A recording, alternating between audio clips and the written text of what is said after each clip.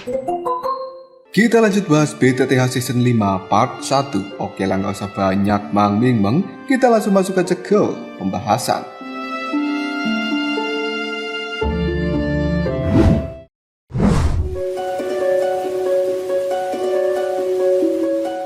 Di Akademi Jianan, Ling Ying memberikan laporan bahwa setelah membantu Xiaoyan, waktu itu dirinya langsung pergi untuk melakukan pemulihan diri. Sementara Sun Er cukup puas dengan kemampuan Xiaoyan yang bahkan Ratu Medusa berani turun tangan untuk membantu dirinya. Ling Ying merasa potensi dari Xiaoyan ini di masa depan akan sangat mengerikan, yang bahkan dia kemungkinan bukan lawannya. Meski perkembangan kekuatan Xiaoyan saat ini cukup bagus, di sisi lain hal itu malah membuat orang-orang di sekte milik Sun Er jadi menaruh perhatian lebih pada Xiaoyan. Karena sekarang Xiaoyan belum benar-benar kuat, takutnya mereka tidak setuju dengan hubungan Sun Er dengan Xiaoyan. Namun Sun Er mengatakan tidak peduli apapun yang akan terjadi, dia akan tetap dengan Xiaoyan dan menunggunya sampai benar-benar menjadi orang yang kuat dan berdiri di puncak dunia ini. Di dalam hati, Ling Ying hanya berharap Xiaoyan segera menjadi orang yang kuat, karena di belakang Sun Er ada kekuatan yang cukup mengerikan yang telah mendukungnya. Dan juga ada banyak orang kuat yang sedang mengantri demi bisa mendapatkan Xiao Sun Er. Jika Xiaoyan tidak segera menjadi orang yang kuat, dirinya akan kalah bersaing untuk mendapatkan Sun Er. Detik berikutnya, Ling Ying pun melaporkan bahwa sebentar lagi Xiaoyan pasti akan segera sampai di Akademi Jianan. Mendengar hal ini, Sun Er pun cukup senang, yang kemudian dia menyuruh Ling Ying untuk beristirahat di luar akademi. Jangan terlalu sering menampakkan diri di akademi ini, karena aturan di tempat ini sangatlah ketat. Dan Sun Er akan menghubungi jika dia membutuhkan bantuan dari Ling Ying. Mendapatkan perintah seperti ini, Ling Ying hanya bisa menurut dan dia berpamitan untuk segera kembali. Sementara Sun Er dalam perjalanan kembali ke kamarnya tidak sengaja bertemu dengan Baisan, lelaki yang menyukai Xiao Sun Er di Akademi Jianan ini. Namun Sun Er cukup malas mengobrol dengan Baisan dan dia segera berpamitan. Tidak lama kemudian, Guru Ruolin pun juga muncul yang kemudian memberitahu bahwa setengah bulan lagi akan diadakan kompetisi di Akademi Jianan ini. Tahun ini Sun Er harus ikut karena di tahun lalu dia sudah melakukan acara besar gara-gara Xiaoyan tidak muncul. Guru Ruolin benar-benar kesal dengan Xiaoyan. Janjinya hanya cuti 1 tahun, namun nyatanya sudah 2 tahun tidak kunjung muncul di akademi. Sampai-sampai Guru Ruolin ini dicecar oleh banyak orang di Akademi Jianan. Jika bukan karena permintaan dari Sun Er, sudah lama nama dari Xiaoyan dicoret dari daftar murid Akademi Jianan. Namun Sun Er cukup yakin bahwa tahun ini Xiaoyan pasti akan segera muncul di Akademi Jianan ini. Baisan yang tidak sengaja mendengar obrolan tentang Xiaoyan menjadi cukup marah karena Sun Er selalu menggilai pria yang bernama Xiaoyan itu, dan dia cukup penasaran seberapa hebatnya seorang Xiaoyan sampai Sun Er harus memujanya.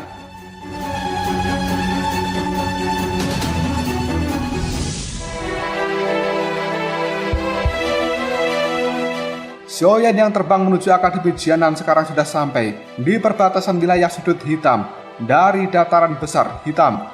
Yao menyarankan Xiaoyan untuk segera turun dari udara dan jangan menunjukkan sayap ungunya, karena orang-orang yang ada di tempat ini semuanya adalah pemburu harta karun, dan sayap ungu milik Xiaoyan termasuk harta karun yang langka. Jika sampai mereka mengetahuinya, maka Xiaoyan pasti akan diburu sampai mati. Untuk memasuki gerbang wilayah ini, Xiaoyan diharuskan membayar sejumlah harga, dan sesampainya di dalam, dirinya ingin membeli peta untuk menuju Akademi Jianan, namun tidak ada satupun yang menjualnya. Hal ini membuat Xiaoyan cukup kebingungan.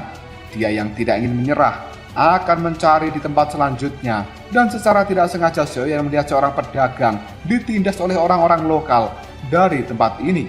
Karena tidak ingin ikut campur, Xiaoyan memilih pergi, namun dirinya malah menjadi sasaran dari warga lokal tersebut.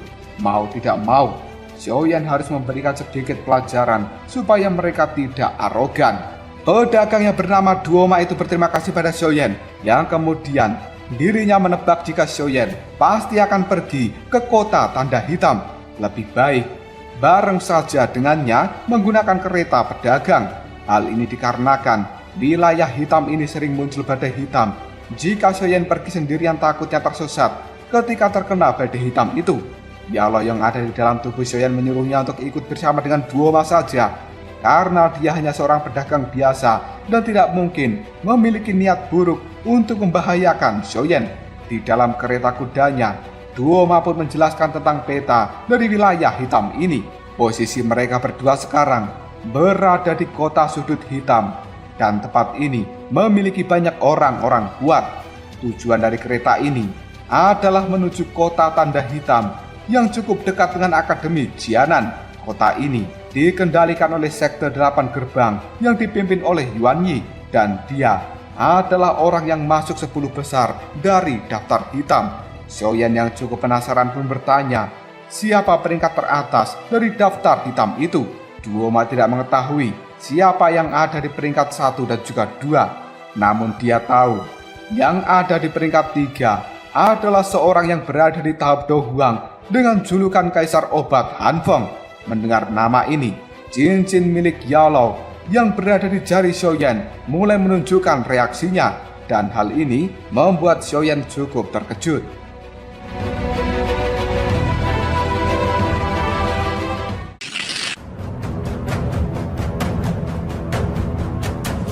Tiba-tiba saja kereta yang dinaiki Xiaoyan dan juga Duoma berhenti mendadak. Xiaoyan segera keluar dari dalam kereta dan dia melihat badai pasir yang cukup mengerikan, karena ini adalah badai hitam yang ditakuti oleh Duoma sebelumnya. Kereta pun buru-buru dipinggirkan dan diikat dengan kuat supaya tidak terbawa oleh badai. Namun Duoma yang bersembunyi di balik kereta malah dibawa terbang oleh badai hitam tersebut, dan terpaksa Xiaoyan juga harus terbang untuk menyelamatkan Duoma. Ketika berhasil tertangkap, orang itu sudah pingsan.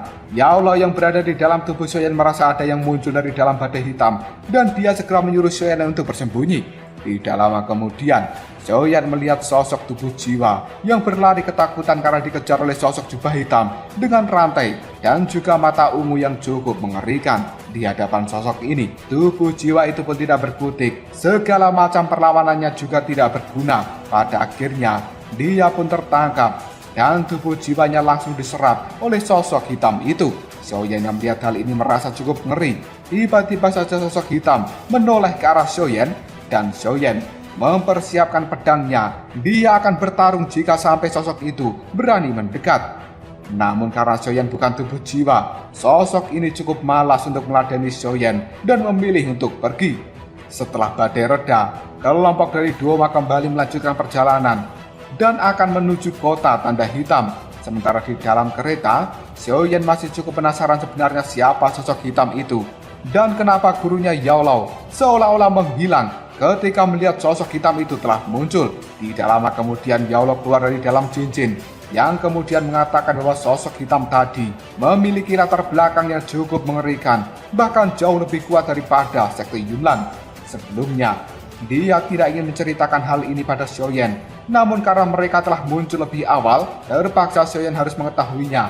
Dan Yao bertanya, apakah Xiaoyan sudah siap dengan hal ini? Xiaoyan pun mengatakan siap, meski dirinya sekarang belum kuat, namun dia adalah murid dari Yao dan cepat atau lambat juga pasti akan mengetahui sesuatu besar seperti itu. Melihat ekspresi dari Xiaoyan, Yao pun mulai mengatakan, pertama-tama nama aslinya adalah Yao Chen, dan di benua Daoqi ini ada banyak orang serta sekte kuat, salah satunya bernama Aula Jiwa. Mereka sangat misterius dan juga mengerikan. Selain itu juga berspesialisasi dalam perburuan tubuh jiwa seperti Yao saat ini. Di masa lalu, Yao pernah menjadi sasaran dari Aula Jiwa, dan untungnya dia mampu menyembunyikan diri dengan baik di dalam cincin yang sekarang dipakai oleh Xiaoyan. Maka dari itu, dirinya bisa bertahan hingga sekarang. Salah satu alasan Yao ingin segera dibangkitkan adalah karena dia takut menjadi sasaran dari Aula Jiwa ini. Mendengar hal itu, Xiaoyan pun berjanji akan segera mendapatkan api hati yang terjatuh demi bisa membangkitkan gurunya. Tidak lama kemudian, Xiaoyan keluar dari dalam kereta karena mereka sudah sampai di kota tanda hitam. Ketika baru muncul di tempat ini, ada sekumpulan orang berbaju merah yang dipimpin oleh pemuda tengil dan juga ingin memasuki kota tanda hitam.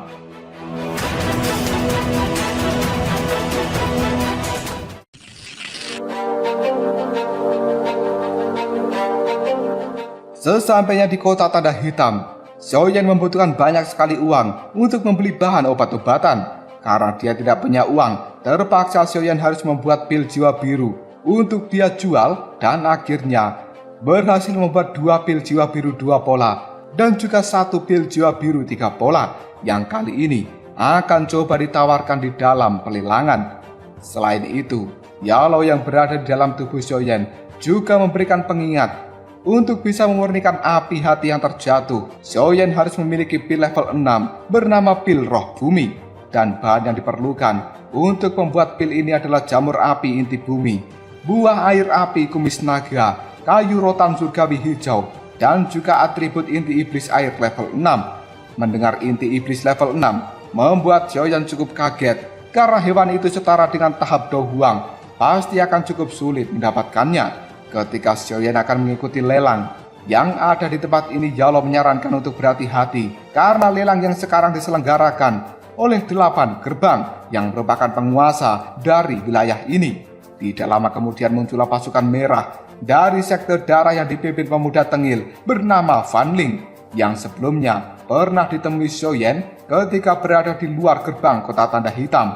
Ternyata Fan Ling dan juga kelompoknya ini bukanlah orang yang baik karena mereka tidak segan-segan menyingkirkan seorang wanita yang tidak sengaja terjatuh dan menghalangi jalan dari Fan Ling. Sesampainya di dalam rumah lelang, Xiaoyan langsung menuju tempat juru penilai yang khusus mengurus berapa harga dari barang yang akan dilelang. Di dalam ruangan ini, Xiaoyan cukup diremehkan. Namun ketika dirinya menunjukkan 3 botol pil jiwa biru, juru penilai pun langsung ramah terhadap Xiaoyan.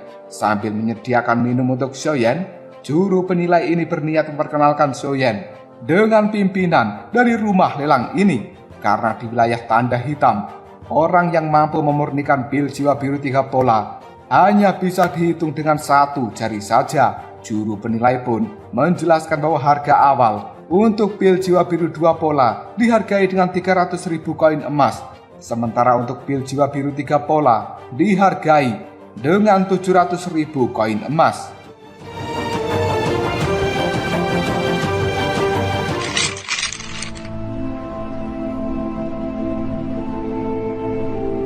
Pelelangan pun dimulai dan dihadiri oleh banyak orang. Di tempat VIP, ada tetua king dari suku ular surgawi yang merupakan suku ular yang telah menyelamatkan Xinglin waktu itu. Kemudian ada Mo Erhan dari makam tengkorak hitam dan juga ada Fan Ling dari sektor darah.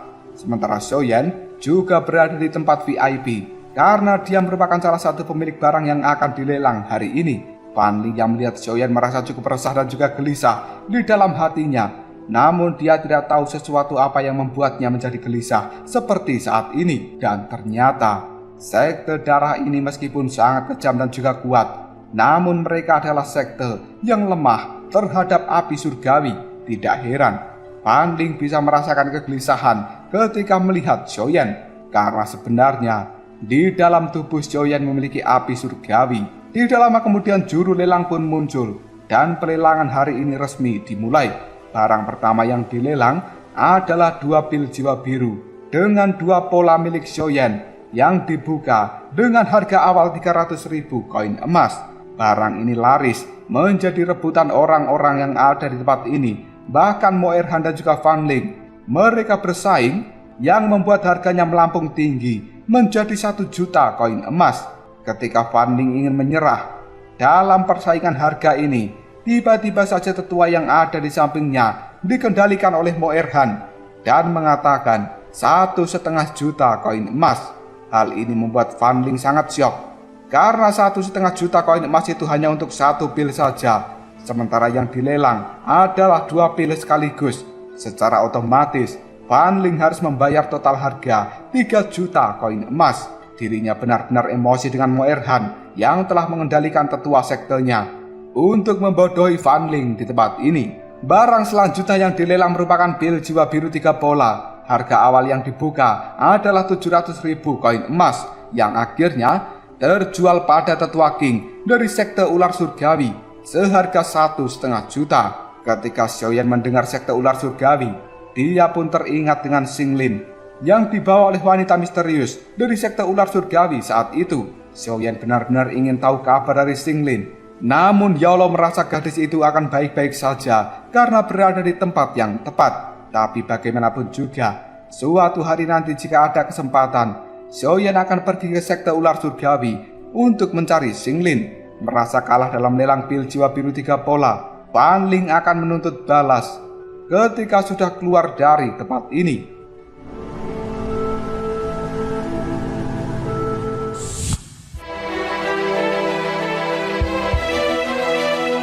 Cerita berbeda ke dalam hutan. Di tempat itu ada rombongan dari sekte darah yang dipimpin oleh Fan Lao, ayah dari Fan Ling, dan termasuk 5 besar orang yang masuk daftar hitam. Di tempat ini Fan Lao menunggu kabar tentang lelang dari putranya. Kita kembali lagi ke tempat lelang.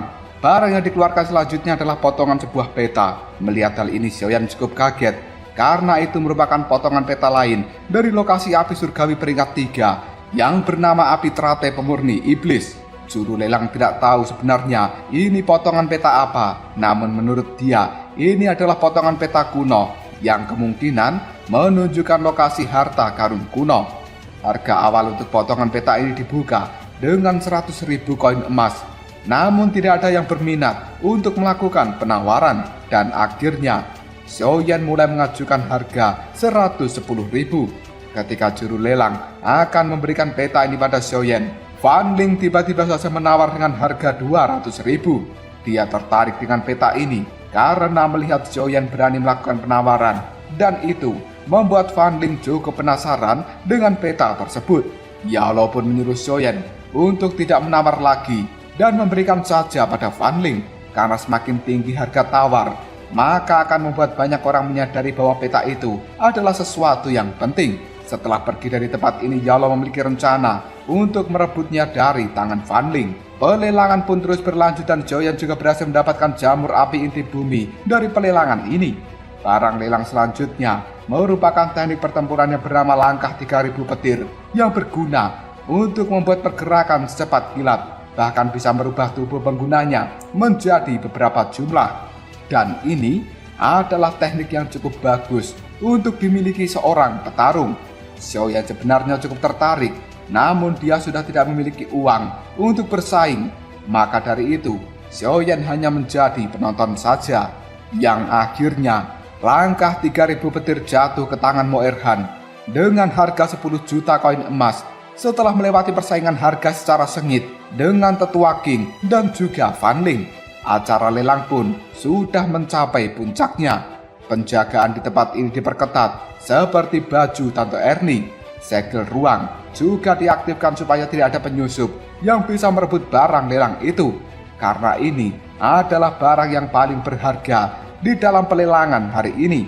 Bahkan pemilik dari rumah lelang juga ikut hadir menjadi pengawas di tempat yang gelap. Dan Xiaoyan cukup penasaran, pasti barang terakhir ini benar-benar langka sehingga harus dijaga seketat baju Tante Ernie.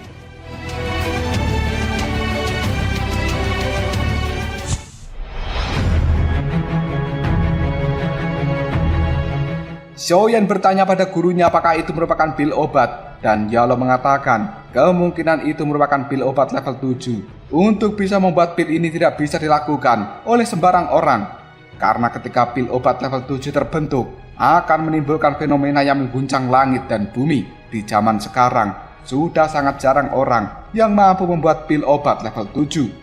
Tidak lama kemudian juru lelang pun membuka kotak kecil, dan benar saja itu merupakan pil obat level 7 yang bernama pil naga mistik Yin dan Yang. Yalo yang berada di dalam cincin terlihat cukup terkejut ketika melihat pil ini, namun dia menyuruh Xiaoyan untuk melihat dulu tentang apa yang akan terjadi selanjutnya. Juru lelang kemudian menjelaskan kegunaan dari pil ini bukan untuk menaikkan kekuatan setelah mengonsumsinya, tapi itu akan membuat seseorang bisa bertahan setelah melakukan terobosan. Juru lelang pun menceritakan, dahulu kala ada seorang bernama Master Feng Qian. Dia terluka parah di dalam sebuah pertarungan. Namun Master Feng Qian ini memiliki pil naga mistik Yin dan Yang, dan akhirnya mampu bertahan hingga mencapai tahap Dosun dalam waktu 7 tahun. Fan Ling yang sebenarnya menunggu pil ini pun menyuruh tetua untuk segera menghubungi sang ayah. Sementara juru lelang mengatakan untuk bisa mendapatkan pil ini tidak lagi menggunakan uang. Namun pemilik pil ini menginginkan orang yang benar-benar menginginkan pil ini harus bisa membantunya melakukan dua hal tanpa syarat apapun. Mendengar hal ini, Yalo yang ada di dalam cincin menyarankan Xiaoyan untuk segera pergi saja, karena dengan kekuatannya saat ini tidak banyak yang bisa dia lakukan. Setelah pergi dari ruang lelang, Xiaoyan pun menuju ruangan dari manajer pelelangan karena dia ingin mengambil uang hasil dari pelelangan hari ini setelah dipotong biaya administrasi. Saat ingin pergi, manajer mengatakan pada Xiaoyan bahwa ketua 8 gerbang ingin bertemu dengannya. Namun Xiaoyan menolak karena dia sedang buru-buru. Sementara Yuan Yi, sang ketua dari 8 gerbang, menyuruh manajer untuk memerintahkan seseorang mengikuti Xiaoyan demi bisa mendapatkan identitasnya yang kemudian merekrut dirinya. Jika berhasil merekrut Xiaoyan, maka tempat ini tidak perlu lagi takut pada Kaisar Obat Han Feng. Setelah memberikan perintah itu, Yuan Yi akan menemui perwakilan dari sekte ular surgawi karena mereka yang telah memenangkan lelang pil naga mistik Yin Yang.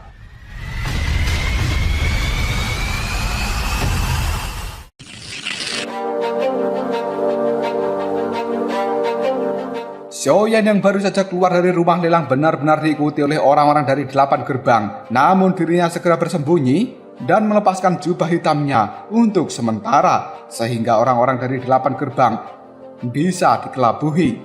Setelah situasinya benar-benar aman, Xiaoyan kembali menggunakan jubah hitamnya. Dan Yalo menyuruh Xiaoyan untuk segera mengikuti Fan Ling karena Yalo sudah mengunci nafas dari bocah itu. Hari ini, apapun yang terjadi, Xiaoyan harus mengambil kembali potongan peta dari tangan Fan Ling. Sementara orang-orang dari sekte ular surgawi mereka bersiap kembali.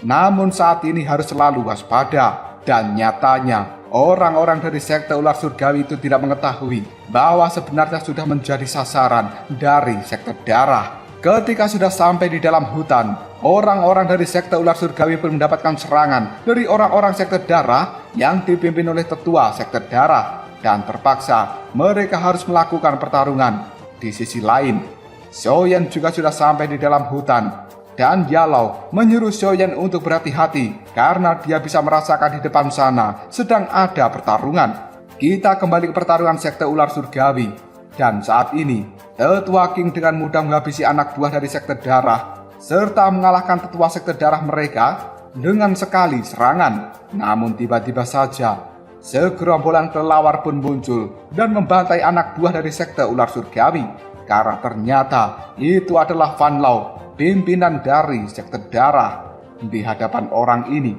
Tetua King pun tidak berkutik karena dia kalah level.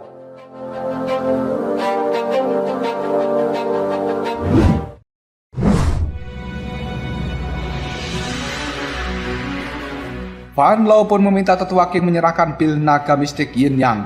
Sementara Xiaoyan dari balik pohon cukup terkejut ketika dia melihat kemunculan dari Fan Lao yang merupakan ahli di tahap Do Huang. Namun Yao Lao menyuruh Xiaoyan untuk tetap tenang karena Yao Lao sudah menyembunyikan nafas dari Xiaoyan sehingga tidak akan diketahui oleh Fan Lao. Tidak lama kemudian, Fan Ling juga muncul di tempat ini dan dia sangat tertarik dengan tubuh dari Tetua King. Setelah ayahnya berhasil mengalahkan Tetua King, Fan Ling benar-benar ingin menikmati tubuh dari Tetua King itu. Namun Tetua King melakukan pengancaman, jika ada yang berani bergerak, maka pil naga ini akan segera dihancurkan. Fan Lao yang mendapatkan ancaman seperti itu tidak takut sedikit pun. Tubuhnya dalam sekejap menghilang dan dia dengan cukup mudah merebut pil naga dari tangan Tetua King. Setelah memastikan bahwa pilnya asli, Fan Lao pun menyerahkan pada Fan Ling untuk dibawa pulang duluan. Tidak menunggu waktu yang lama, Fan Ling dan juga para pengawalnya meninggalkan tempat ini. Sementara Fan Lao masih ingin berurusan dengan Tetua King. Xiaoyan sebenarnya cukup kasihan dengan Tetua King, namun dia tidak bisa berbuat apapun dan segera mengikuti kelompok dari Fan Ling. Sementara dalam perjalanan pulang ini, Fan Ling mendapatkan laporan bahwa anak buahnya menemukan jejak dari Mo Erhan dan juga anak buahnya di depan sana. Karena kebetulan arah mereka sama, Fan Ling pun akan merebut langkah 3000 petir yang ada di tangan Mo Erhan. Melihat tindakan dari Fan Ling ini, Xiaoyan cukup heran karena orang itu benar-benar serakah. Namun Yao Lao mengatakan ini adalah sesuatu yang bagus Karena setelah Fan Ling mendapatkan semuanya, maka Xiaoyan bisa merebutnya. Dan ini lebih mudah dilakukan daripada harus menyinggung banyak orang. Pertarungan kelompok Fan Ling pun sudah dimulai. Mereka dengan kejam membantai orang-orang dari Mo Erhan. Dan Fan Ling cukup senang karena akhirnya bisa mendapatkan langkah 3000 petir. Tidak lama kemudian, Fan Ling pun mengetahui bahwa Xiaoyan sedang diam-diam mengikuti dirinya. Dia pun melemparkan pisau supaya Xiaoyan segera keluar dari tempat persembunyian.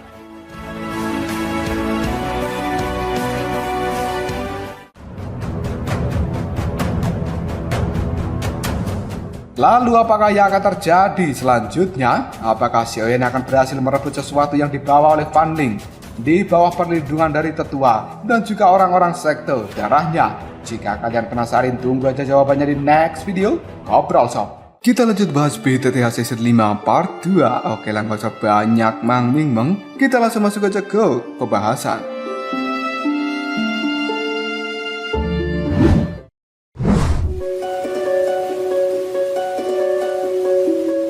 Fan Ling yang melihat Xiaoyan di hadapannya langsung mengeluarkan sobekan peta yang dia dapatkan di pelelangan. Dan kemudian Fan Ling pun bertanya pada Xiaoyan rahasia apa yang sebenarnya ada di dalam peta ini. Xiaoyan tidak mau memberitahunya dan akhirnya Fan Ling menyuruh anak buahnya menyerang Xiaoyan. Pertarungan pun terjadi. Xiaoyan dengan mudahnya mengalahkan anak buah dari Fan Ling yang kemudian membuat Fan Ling bergerak sendiri karena dia tahu bahwa Xiaoyan hanyalah seseorang yang berada di tahap Dadoshi bintang 4. Hal ini cukup mudah dihadapi menurut Fan Ling yang berada di level Dowling. Dan pada akhirnya semua tidak sesuai perkiraan dari Fan Ling karena Xiaoyan ternyata lebih tangguh daripada yang dia pikirkan. Fan Ling pun mengeluarkan jurus andalan dari sektenya, yaitu tapak transformasi tulang darah. Sementara Xiaoyan segera menggunakan 3 perubahan misterius api surgawi yang membuat kekuatannya melonjak dengan pesat. Keduanya pun saling adu kekuatan, namun Fan Ling segera terpental mundur dengan tangan yang terbakar api hijau. Hal ini membuat dia kaget karena ternyata Xiaoyan memiliki api surgawi. Barulah dia menyadari pantas saja selama ini merasa memiliki perasaan yang tidak enak ketika melihat Xiaoyan, karena api surgawi merupakan kelemahan dari sekte darah. Tetua pun menyarankan mereka segera kabur dari tempat ini saja, namun Fan Ling tidak mau dan dia menyuruh tetua untuk menahannya sebentar sampai ayahnya tiba di tempat ini. Dan di tempat lain, Fan Lao pun mengalahkan tetua King dengan cukup mudah. Karena tidak ingin meninggalkan jejak apapun, Fan Lao melenyapkan orang-orang dari sekte ular surgawi dan dia pergi ke tempat Fan Ling. Kita kembali ke lokasi dari Xiaoyan. Tetua sekte darah saat ini sudah maju untuk melakukan perlawanan pada Xiaoyan. Sementara Yalao menyarankan Xiaoyan menghabisi mereka semuanya dengan cepat sebelum Fan Lao datang ke tempat ini. Dengan jurus telapak tangan darahnya, tetua sekte hendak menangkap Xiaoyan, namun pergerakan dari bocah itu terlalu lincah dan dia pun memberikan pukulan pada tetua itu dengan api teratai hijaunya sampai sang tetua lenyap menjadi kabut darah. Fan Ling yang melihat hal ini pun ketakutan dan dia segera memilih untuk kabur. Sementara Xiaoyan dengan bantuan ular kecil yang melesat maju dengan cepat berhasil menembus perut dari Fan Ling dan membuatnya langsung meninggoy. Karena tidak ingin buang waktu lagi, Xiaoyan segera mengambil semua harta rampasan milik Fan Ling dan dia pun kabur dari tempat ini. Tidak lama kemudian muncullah Fan Lao. Dia terlihat cukup kebingungan ketika melihat mayat dari orang-orang makam tengkorak hitam. Setelah berjalan ke depan, Fan Lao menjadi semakin panik. Dirinya menemukan mayat-mayat dari anggota sekte darah dan hal ini membuat Fan Lao bergerak lebih cepat untuk memastikan bahwa putranya baik-baik saja. Namun sesuatu yang tidak terduga pun terjadi. Fan Lao melihat putranya sudah terkapar, tidak bernyawa. Hal ini membuatnya sangat bersedih dan juga marah. Yang kemudian Fan Lao menyerap jejak ingatan dari Fan Ling. Dia melihat dengan jelas bahwa yang membunuh putranya adalah seorang berjubah hitam dengan energi hijau di tubuhnya. Fan Lao pun bersumpah tidak akan pernah melepaskan orang ini.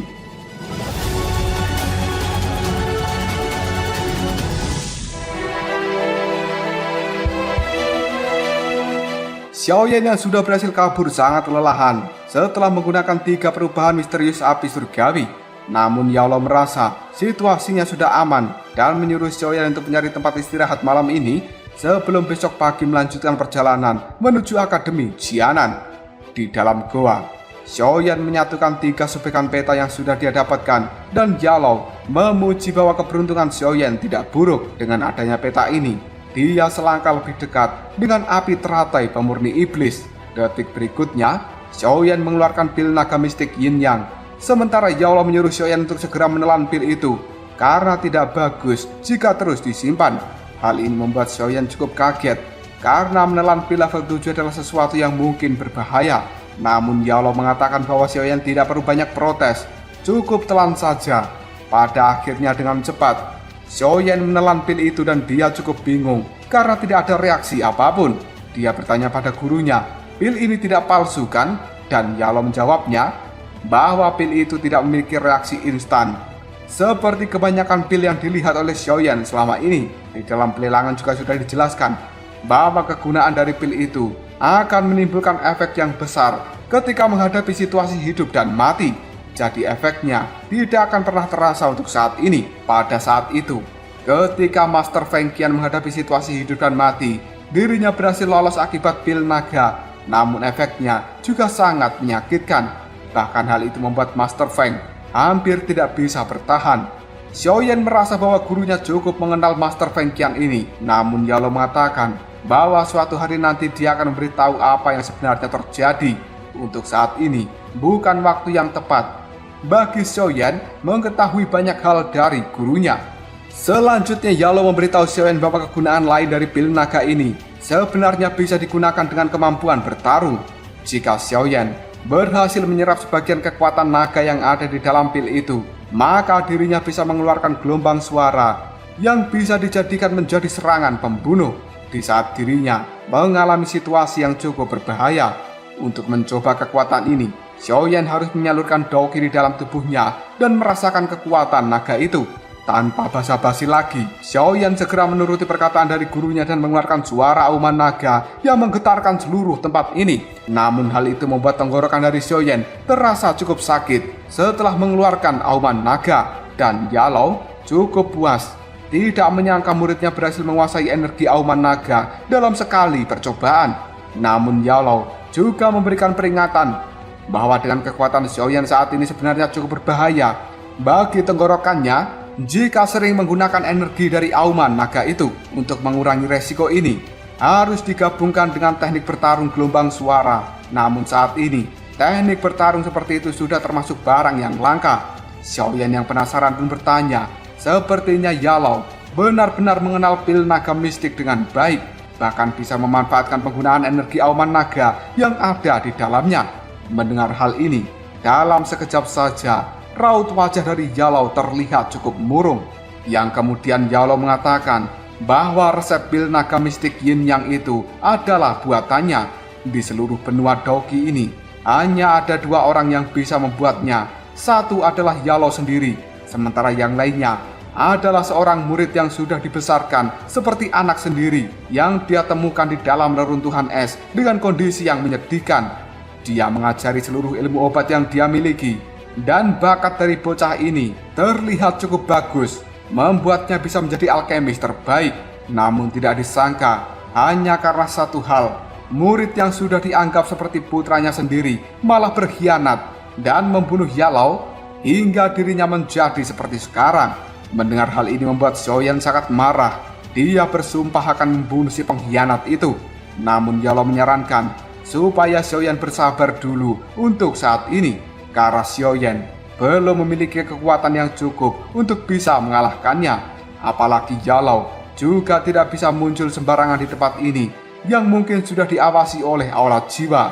Xiaoyan pun berjanji dia akan segera mendapatkan api hati yang terjatuh di Akademi Jianan supaya bisa cepat menjadi orang kuat dan membantu gurunya untuk melakukan balas dendam. Namun Yalou juga menyuruh Xiaoyan untuk berhati-hati karena orang-orang di dalam Akademi Jianan tidak bisa diremehkan. Sementara Yalou juga tidak bisa sering-sering menunjukkan diri karena sangat berbahaya. Xiaoyan pun menjamin dirinya akan baik-baik saja di dalam Akademi Jianan. Setelah itu, dia pun terbang menuju akademi itu.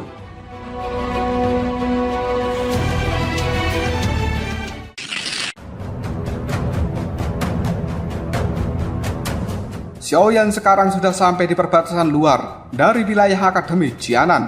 Setiap orang luar yang akan masuk ke wilayah itu harus memakan pil yang akan memancarkan cahaya merah jika memiliki niat membunuh. Ketika Xiaoyan akan diberikan pil ini, dia pun menolak dan mengatakan bahwa dirinya merupakan murid dari Akademi Jianan. Salah satu penanggung jawab di tempat ini bertanya, siapa namamu dan juga siapa guru yang telah menerimamu? Xiaoyan mengatakan bahwa namanya adalah Xiaoyan dan guru yang menerimanya adalah Ruolin. Dalam sekejap, pengawas itu pun kaget karena bocah yang ada di hadapannya ini merupakan Xiaoyan dari Kekaisaran Jiama yang langsung mengambil cuti 2 tahun penuh ketika baru saja diterima masuk akademi. Xiaoyan cukup heran. Dirinya ternyata sudah terkenal di Akademi Jianan sendiri. Pengawas pun mengantarkan Xiaoyan pada 2 senior yang akan mengantarkannya menuju Akademi Jianan. Kebetulan besok akan ada kompetisi tahunan. Sang pengawas menyarankan Xiaoyan untuk ikut karena tahun lalu dia sebenarnya sudah didaftarkan di dalam kompetisi ini, namun Xiaoyan tidak muncul dan membuat Ruolin dimarahi oleh tetua akademi. Xiaoyan berterima kasih atas informasinya dan dia segera masuki kapal untuk menuju Akademi Jianan. Pagi harinya, di Akademi Jianan kompetisi tahunan sudah dimulai. Yang bertarung saat ini adalah Sun Er dan dengan mudahnya mengalahkan lawan yang ada di hadapannya.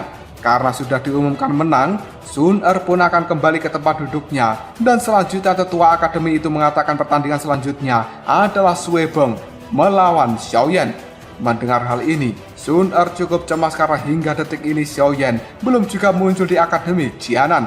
Semua orang penasaran sebenarnya siapa Xiaoyan ini karena dia benar-benar orang yang tidak bertanggung jawab. Namun Sun Er selalu membela Xiaoyan hingga saat ini. Bahkan Baisan mengatakan Xiaoyan hanyalah seorang pengecut yang tidak layak dirindukan oleh Xiao Sun Er. Guru Ruolin terlihat cukup cemas karena Xiaoyan tidak kunjung muncul saat ini. Bahkan Sun Er juga terlihat pasrah. Namun ketika dirinya sudah putus asa, tiba-tiba saja Sun Er merasakan energi Xiaoyan dan membuat Xiao Sun Er segera melihat ke arah langit. Benar saja, dalam sekejap Xiaoyan melesat dari arah langit dan muncul di arena pertarungan yang membuat banyak orang terkejut. Karena jagoan kita, Bambang Xiaoyan sudah datang dan siap melakukan pertunjukan.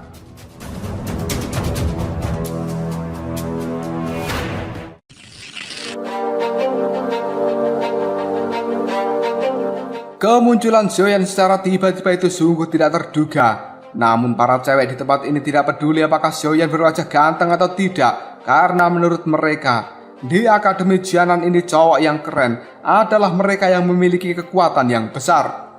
Semua cewek sangat penasaran dengan Xiaoyan yang selalu dipuja-puji dan dinantikan oleh Xiao Sun Er selama 2 tahun ini. Yang menjadi lawan Xiaoyan kali ini merupakan Sui Beng. Dia berada di tahap Daoshi bintang 9 yang dianggap cukup kuat. Namun Xiao Yu, sepupu dari Xiaoyan, merasa bocah jabingan itu bisa mengatasi Sui Beng dengan mudah. Dan tidak sedikit orang yang meragukan kemampuan Xiaoyan karena mereka semuanya baru melihat sosok dari Xiaoyan untuk pertama kalinya. Jadi mereka belum mengetahui kekuatan seperti apa yang dimiliki oleh Xiaoyan ini. Baisan, dia juga meremehkan kemampuan dari Xiaoyan. Sementara Hujia, sebagai cucu dari wakil presiden Akademi Jianan, cukup heran ketika melihat Xiaoyan.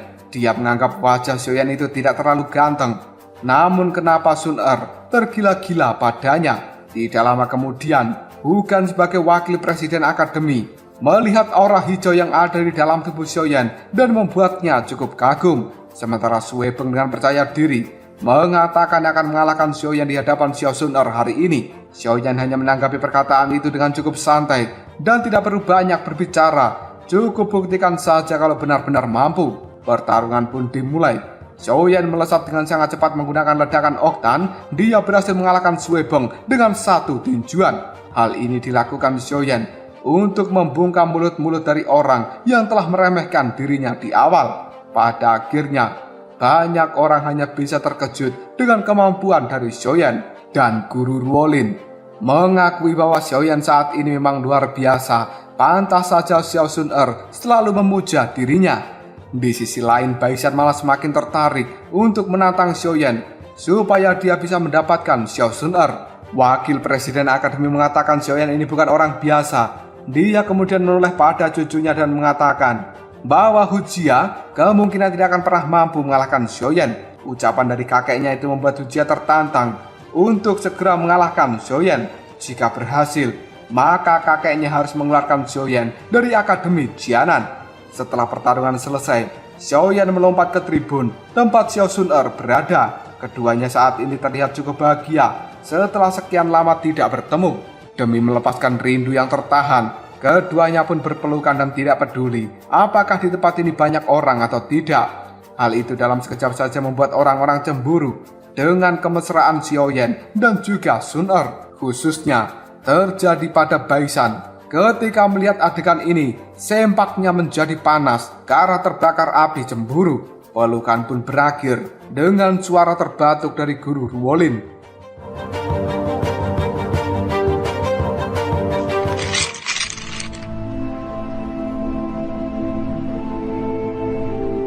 Detik berikutnya Xiaoyan memberikan salam hormat pada guru Ruolin. Namun dia malah kena omelan dari sang guru. Janjinya cuti 1 tahun, tidak taunya malah 2 tahun penuh. Gara-gara kejadian ini, guru Ruolin sering dimarahi oleh tetua akademi. Xiao Yu pun segera menenangkan guru Ruolin. Dia juga membujuk dengan adanya Xiaoyan dan juga Sun-er di tempat ini, maka kolaborasi mereka berdua tidak terkalahkan dan akan dengan mudah memasuki posisi 20 besar yang kemudian bisa dikirim untuk berlatih di akademi bagian dalam. Dengan begitu, jabatan dari guru Ruolin di tempat ini juga otomatis meningkat. Demi meredam kemarahan dari sang guru yang telah merekrutnya untuk bisa menjadi murid di tempat ini, Xiaoyan berjanji tidak akan pernah mengecewakan guru Ruolin dan dia akan melakukan yang terbaik di dalam kompetisi ini. Pada akhirnya, kemarahan guru Ruolin pun bisa diredam. Dia menyuruh Xiaoyan untuk beristirahat karena besok masih ada pertandingan lagi di tempat ini. Ketika Xiaoyan akan pergi, dia bisa merasakan aura kebencian dari seseorang yang ada di belakangnya, yang ternyata itu adalah Baisan. Malam harinya, Wakil Presiden Akademi Hu Gan membaca informasi terbaru tentang Xiaoyan dan dia benar-benar kagum. Ternyata Xiaoyan ini memang bukan orang biasa karena dia sendirian berani mengobrak-abrik sekte Yunlan, bahkan membunuh tetua agung yang berada di tahap Douang. Yang paling mengejutkan adalah Xiaoyan berhasil kabur dari ketua sekte Yunlan yang berada di tahap Douzong. Catatan seperti ini, bahkan para pimpinan dari Aula Akademi Jianan tidak akan pernah bisa mencapainya. Informasi itu membuat mereka yang hadir cukup terkejut sekaligus kagum dengan Xiaoyan.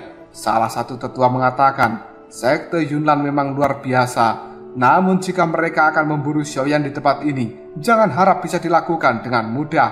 Wakil Presiden Akademi Hu Gan sebenarnya tidak takut dengan sekte Yunlan. Namun berdasarkan informasi yang dia miliki, yang harus ditakuti adalah sesuatu yang berada di belakang sekte Yunlan karena mereka didukung oleh aula jiwa.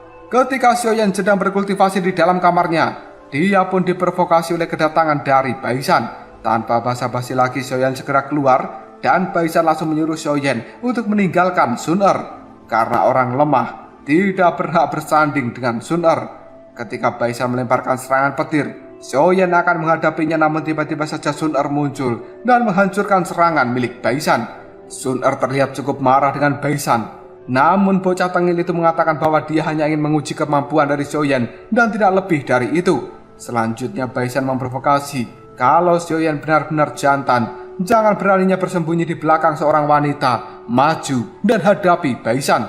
Namun ketika Xiaoyan akan maju, guru Ruolin segera muncul dan terlihat cukup marah. Dia menyuruh Baisan, jika ingin bertarung lakukan saja di arena. Baisan pun dengan pedenya mengatakan, di dalam babak penyisian ini Xiaoyan jangan sampai kalah, supaya bisa bertemu dengannya dan melakukan pertarungan.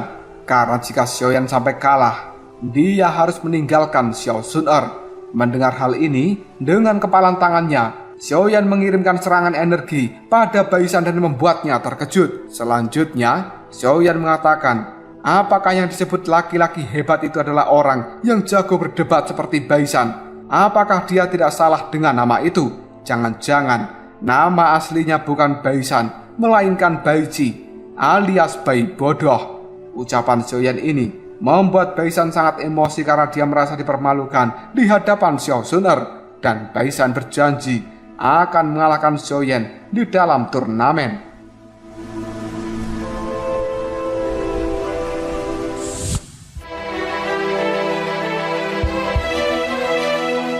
Sambil memandang indahnya bulan malam ini, Xiaoyan menceritakan kisah petualangannya pada Xiao Suner selama 2 tahun terakhir ini.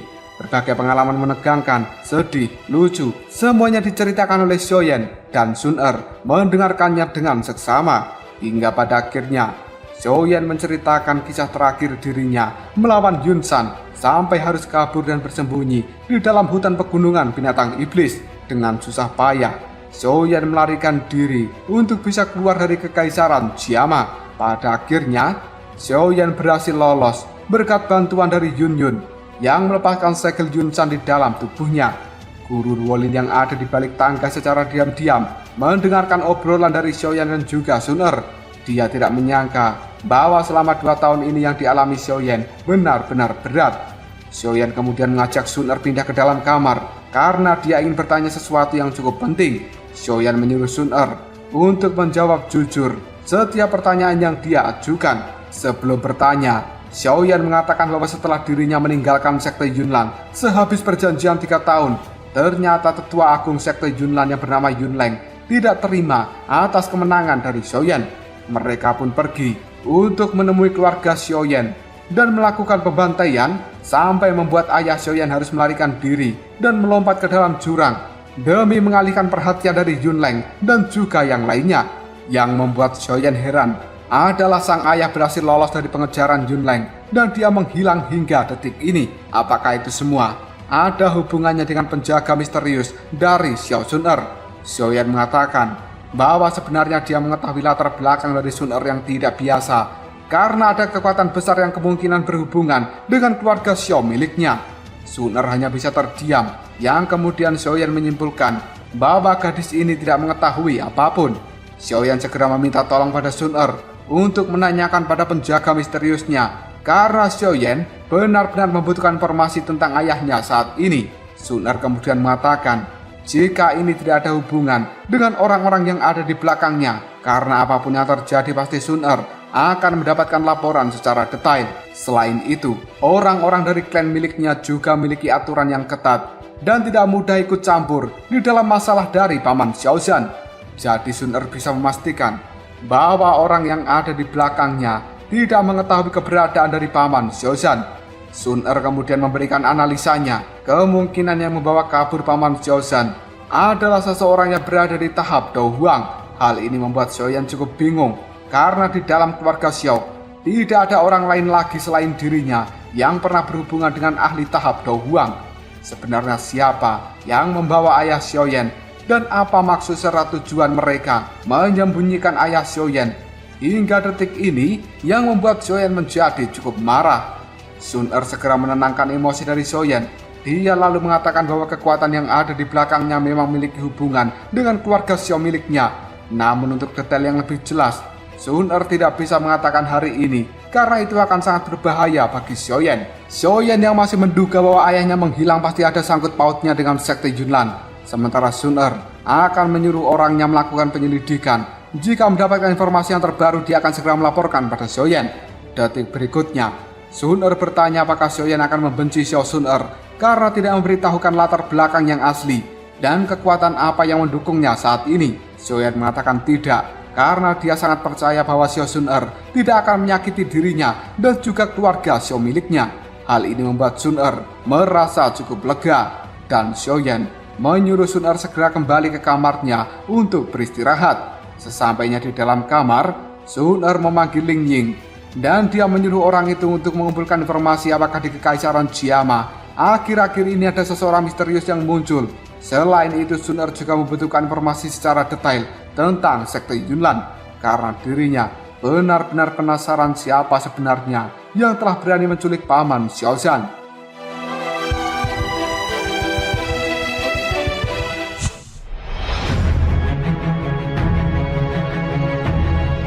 Pagi harinya Xiaoyan dan juga Suner akan menuju arena pertarungan. Dalam perjalanan, masih saja ada orang yang tidak mengakui kehebatan dari Xiaoyan dan mengatakan kenapa Sun Er harus memilih Xiaoyan. Namun Xiaoyan tidak menanggapi perkataan orang itu yang telah meremehkan dirinya. Di tempat turnamen, bukan merasakan kemunculan dari Xiaoyan dan dia bisa melihat aura api hijau yang berkobar-kobar di tubuh Xiaoyan membuatnya cukup senang. Sementara tetua yang lain merasakan bahwa doki dari Xiaoyan ini cukup aneh karena ada panas yang membara. Sementara tetua lain mengatakan doki seperti itu sangat cocok untuk dijadikan seorang alkemis. Mendengar hal ini, bukan pun mengatakan bahwa Xiaoyan sebenarnya memang sudah menjadi seorang alkemis dan dia bahkan memenangkan kompetisi alkemis di Kekaisaran Jiama. Tetua itu pun cukup kagum dan dia merasa Xiaoyan pasti memiliki guru yang hebat. Karena jika hanya mengandalkan bakatnya saja, pemuda seusia Xiaoyan cukup mustahil untuk bisa menjadi alkemis tingkat tinggi. Tetua dari Departemen Alkemis Akademi Jianan tidak keberatan jika Xiaoyan ingin bergabung dengan departemennya, dan masa depannya sebagai seorang alkemis pasti akan cemerlang di tempat ini. Sementara Xiaoyan yang baru saja mengambil tempat duduk, dia melihat empat tetua di seberang sana dan bisa merasakan kekuatan dari para tetua itu yang cukup mengerikan. Sun Er yang berada di samping Xiaoyan seolah bisa mengetahui pikiran dari Xiaoyan, yang kemudian dia mulai menjelaskan. Empat orang yang ada di depan sana adalah dua tetua serta satu wakil presiden Akademi Jianan, dan satu lagi adalah pimpinan dari Departemen Alkemis. Wakil presiden memiliki kekuatan di puncak Dohuang, dan Departemen Alkemis adalah sesuatu yang berdiri sendiri. Tidak ada yang berani mencampuri urusan mereka di dalam Akademi Jianan ini. Guru Ruolin yang ada di samping Sun Er pun juga memberikan peringatan pada Xiaoyan. Meski dirinya di tempat ini dianggap cukup kuat, namun masih harus berhati-hati dengan dua hal. Salah satunya adalah Departemen Alkemis, dan satu lagi adalah tim penegak hukum Akademi. Mereka semua adalah orang-orang yang kuat. Bahkan tim penegak hukum Akademi bertanggung jawab dengan konflik yang terjadi antara Akademi Jianan dan juga wilayah sudut hitam. Selanjutnya, Guru Ruolin menyuruh Xiaoyan untuk fokus dengan turnamen ini supaya bisa masuk 20 besar yang kemudian berlatih di Akademi bagian dalam. Menurut Guru Ruolin, dengan kekuatan Xiaoyan yang sekarang, tidak sulit bagi dirinya untuk bisa lolos pada posisi 5 besar. Tidak lama kemudian, ketika Guru Ruolin akan menjelaskan manfaat ketika bisa lolos 5 besar, tiba-tiba saja ada seorang pemuda berisik yang berteriak karena tergila-gila pada Xiaoyu. Guru Ruolin mengatakan bahwa orang itu bernama Lumu dari Departemen Alkemis dan kekuatannya ada di tahap Dadoshi bintang 3. Dialah yang akan menjadi lawan dari Xiaoyan selanjutnya dan tidak boleh diremehkan. Xiaoyan tidak menyangka sepupunya Xiaoyu yang cuek dan juga galak sebenarnya akan disukai oleh pria dari tempat ini. Tibalah saatnya tetua mengumumkan setelah babak penyisian ini berakhir, maka akan terpilih 20 besar yang akan dikirim ke Akademi bagian dalam. Pertandingan selanjutnya adalah Luofu melawan Geli dan berhasil dimenangkan oleh Luofu. Dan selanjutnya adalah Xiaoyan melawan Lumu. Semua orang yang hadir merasa Xiaoyan pasti akan segera kalah di tangan Lumu saat ini, karena Lumu termasuk 10 besar orang kuat di Akademi Jianan bagian luar.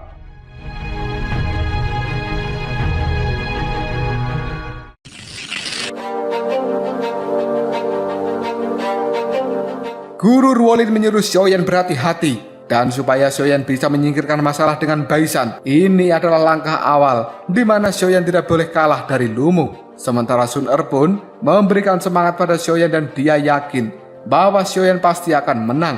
Melihat Xiaoyan berjalan ke arena pertarungan, Baisan hanya bisa tersenyum bengis dan meragukan kalau Xiaoyan bisa mengalahkan Lumu. Sementara Hujia yang aneh merasa lebih baik Xiaoyan dan juga Lumu kalah saja di dalam pertarungan ini. Banyak orang yang hadir telah mendukung Lumu, namun tingkah dari orang itu benar-benar membuat Xiaoyu merasa jijik karena Lumu ini benar-benar bucin parah. Lumu kemudian mengatakan pada Xiaoyan bahwa sebentar lagi dia akan menjadi saudaranya, maka Lumu tidak akan bertindak keras pada Xiaoyan hari ini. Sementara Xiaoyan mengatakan jika tidak ingin bertindak keras, kenapa tidak mengalah saja, karena Xiaoyan sedang mengincar posisi 5 besar. Lumu yang juga menginginkan posisi itu menyuruh Xiaoyan untuk tidak memiliki permintaan yang berlebihan. Pertarungan pun pada akhirnya dimulai. Lu Mu menggunakan pergerakannya yang lincah untuk memberikan serangan pada Xiaoyan, namun Xiaoyan juga masih mampu menghindari setiap serangan dari Lu Mu. Ketika Xiaoyan memberikan serangan balasan menggunakan pedang beratnya, Lu Mu merasakan tangannya menjadi gemetaran hebat dan juga kesakitan. Pada akhirnya, Lu Mu mengeluarkan kekuatan aslinya yang merupakan seorang alkemis. Dia adalah orang yang pandai memainkan api. Semua yang melihat api milik Lu Mu merasa cukup kagum, dan akhirnya Xiaoyan juga menunjukkan api ungu miliknya. Melihat hal ini, Lu Mu cukup kaget karena ternyata Xiaoyan juga merupakan seorang alkemis. Baisan berharap Xiaoyan kali ini tidak kalah supaya dirinya bisa mengalahkan Xiaoyan di hadapan Sun Er.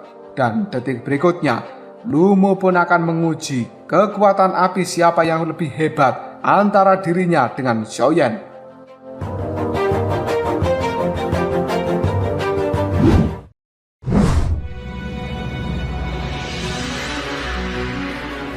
Pada akhirnya pertarungan api antara Xiaoyan dan juga Lu Mu pun dilanjutkan dengan cukup sengit.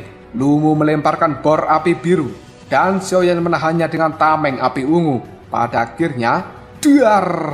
Ledakan pun terjadi. Asap tebal mengepul dari tempat Xiaoyan berada. Namun tiba-tiba saja ada tali api ungu yang menjerat kaki dan juga tangan Lu Mu. Hal ini membuatnya sangat terkejut. Xiaoyan kemudian muncul di belakang Lu Mu dan menyuruhnya untuk tidak melakukan perlawanan. Jika tidak, maka tangan dan kaki dari Lu Mu akan dipatahkan. Lu Mu tidak menyangka pengendalian api dari Xiaoyan sebagus ini sampai dia tidak bisa merasakan pergerakan dari api sebelumnya. Dan tetua dari Departemen Alkemis cukup kagum dengan Xiaoyan yang mampu membagi api menjadi dua. Salah satunya untuk bertahan, sementara yang satu lagi untuk melakukan serangan secara diam-diam. Tidak semua orang bisa melakukan hal seperti ini, karena yang dilakukan Xiaoyan benar-benar membutuhkan kekuatan jiwa yang besar. Tidak heran jika Xiaoyan saat ini bisa menjadi juara di kompetisi alkemis kekaisaran Jiama. Lu Mu yang sudah tidak bisa berbuat apapun pada akhirnya hanya bisa menyerah. Melihat ini semua, Xiaoyan memuji kemampuan api dari senior Lu Mu. Jika Xiaoyan tidak memiliki armor Doki, dia pasti sudah terluka oleh api birunya. Lu Mu menerima kekalahan ini dengan lapang dada. Lagi pula mereka akan segera menjadi keluarga di masa depan nanti. Kalah dikit gak ngaruh, yang penting bisa menikah dengan Xiaoyu. Tetua pun mengumumkan Xiaoyan sebagai pemenangnya. Dan hal ini membuat banyak orang mulai mengakui kehebatan dari Xiaoyan. Namun Hujia yang masih tidak suka dengan Xiaoyan menganggap bahwa Xiaoyan bertarung hanya untuk menjadi terkenal saja. Xiao Sun Er cukup puas dan juga bangga. Mereka pun pada akhirnya bertatapan mata yang membuat Xiaoyan teringat dengan masa lalunya ketika dirinya masih menjadi orang yang lemah. Sun Er selalu berada di sampingnya memberikan support terbaik selama ini. Karena Xiaoyan sudah memiliki kekuatan, dirinya saat ini akan menjadi pelindung dan tidak akan pernah meninggalkan Xiao Sun Er. Pada akhirnya, Xiaoyan dan juga Sun Er kembali menebar kemesraan di tempat ini. Yang sekali lagi, mereka berdua harus diperingatkan oleh Guru Ruolin. Pertarungan selanjutnya adalah Yan Cheng melawan Wu Hao dari tim penegak hukum. Wu Hao ini dijuluki sebagai Asura Darah dan sudah lebih dari 100 orang di kota sudut hitam yang meninggal di tangan Wu Hao selama terjadinya konflik. Bahkan Xiaoyan juga bisa merasakan bahwa Wu Hao ini memang orang yang cukup mengerikan.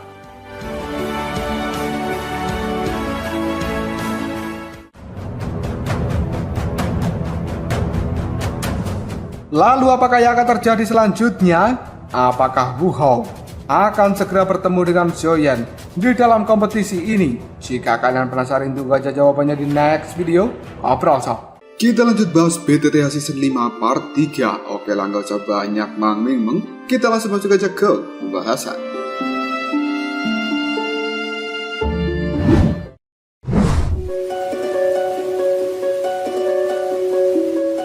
Wu Hao sebenarnya baru saja tiba dari kota sudut hitam. Bahkan para tetua masih bisa mencium bau darah dari pedang Wu Hao. Saat ini, Wu Hao terus memandangi Sun Er dan Guru Ruolin mengatakan sebenarnya Wu Hao ini juga berniat untuk mendapatkan Xiao Sun Er. Namun Xiaoyan menimpali. Pilihan Sun Er tidak salah dan Xiaoyan akan menunjukkan bahwa dirinya adalah yang terbaik di tempat ini. Pertarungan Wu Hao pun dimulai. Dalam waktu yang cukup singkat lawannya menyerah karena tidak mampu menghadapi kekuatan besar dari Wu Hao. Selanjutnya, Asura Darah itu melihat ke arah Xiaoyan dan menyuruhnya segera turun untuk melakukan pertarungan. Xiaoyan yang terprovokasi langsung berdiri dengan aura hijau yang menyala. Namun wakil presiden akademi mengatakan ini hanyalah turnamen dan bukan tantangan pribadi. Jika ada kesempatan, mereka juga akan bertemu di dalam arena pertarungan. Sun Er segera menenangkan Xiaoyan dan jangan berbuat keributan di tempat ini. Sebelum pergi, Wu Hao pun berpesan jika Xiaoyan jangan sampai mengecewakan karena dia tidak rela kalau orang yang ditunggu oleh Sun Er selama ini hanyalah sampah yang tidak berguna. Karena pertandingan hari ini sudah selesai, Xiaoyan bersama Sun Er akan kembali ke asrama. Tidak sengaja mereka bertemu dengan Xiaomei dan terlihat cukup canggung karena di masa lalu Xiaomei berkawan dengan Xiaoning, sepupu yang selalu membuli Xiaoyan. Sesampainya di kamar, Sun Er mengatakan sebenarnya Xiaomei tidak jahat dan Xiaoyan mengerti. Dia juga sudah melupakan kejadian masa kecilnya. Malam harinya Xiaoyan berkultivasi di dalam kamar dan dia memperkirakan dalam waktu 10 hari kemungkinan akan naik ke level Dadoshi bintang 6. Selanjutnya, sambil memandangi batu giok yang ada di tangannya, Xiaoyan berjanji akan menemukan sang ayah dan membalas perbuatan dari orang-orang yang telah menculiknya. Tidak sengaja, Xiaoyan mengeluarkan api teratai hijau dari tangannya dan hal itu membuat Xiaoyan cukup panik karena batu giok yang ada di tangannya terkena api itu. Namun detik berikutnya Xiaoyan dibuat heran karena ternyata batu giok yang ada di tangan mampu menahan panas dari api teratai hijau. Sepertinya batu giok ini cukup spesial. Tidak lama kemudian Yao Lo keluar dari dalam cincin dan dia mengatakan tidak bisa merasakan api hati yang terjatuh. Namun saat dalam jarak 1000 mil dari akademi bagian dalam, api tulang dingin milik Yao Lo menunjukkan respon terhadap api hati yang terjatuh. Dan sepertinya api itu memang berada di Akademi Jianan bagian dalam. Jika Xiaoyan bisa masuk ke tempat itu, maka Yao Lo akan bisa memastikan letak sebenarnya dari api hati yang terjatuh.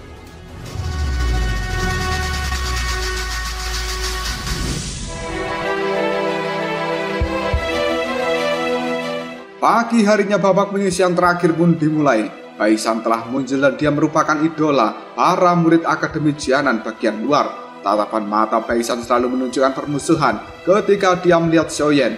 Dan Xiao Sun Er menyuruh Xiaoyan untuk berhati-hati karena kultivasi dari Baisan ini cukup tinggi. Tidak lama kemudian muncullah Hujia.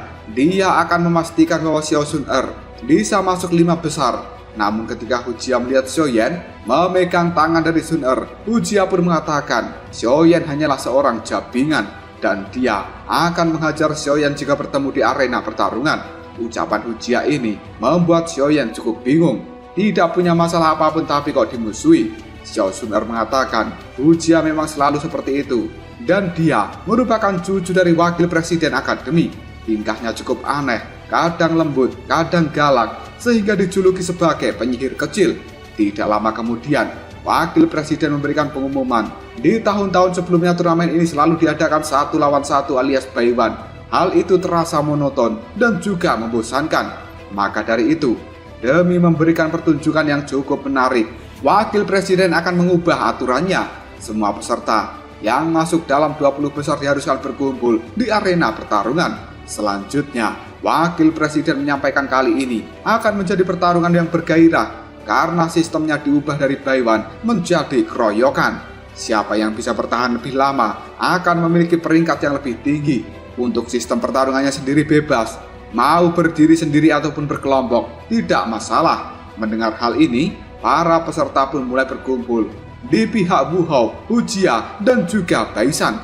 Sementara Xiaoyan hanya berdua saja dengan Xiao Sun Er.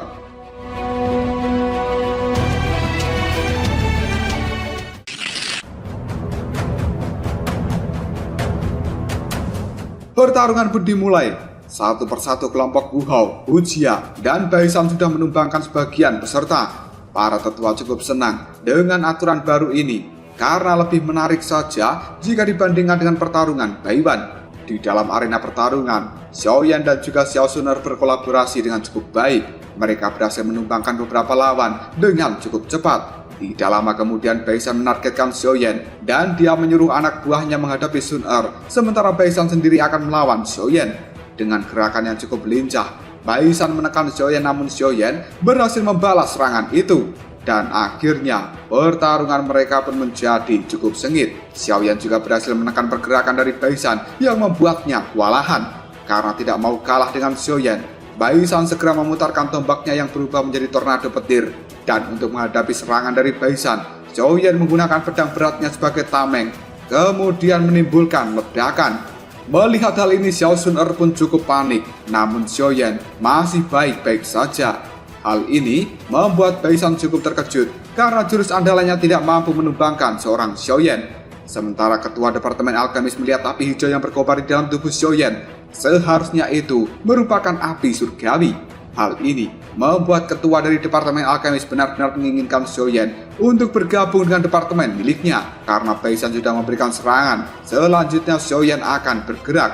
Dia meninggalkan pedang beratnya dan bergerak secepat kilat memberikan tinju api hijau yang membuat Baisan kewalahan. Para tetua pun bingung kenapa pergerakan Xiaoyan menjadi sangat cepat. Apakah karena dia melepaskan pedang beratnya itu?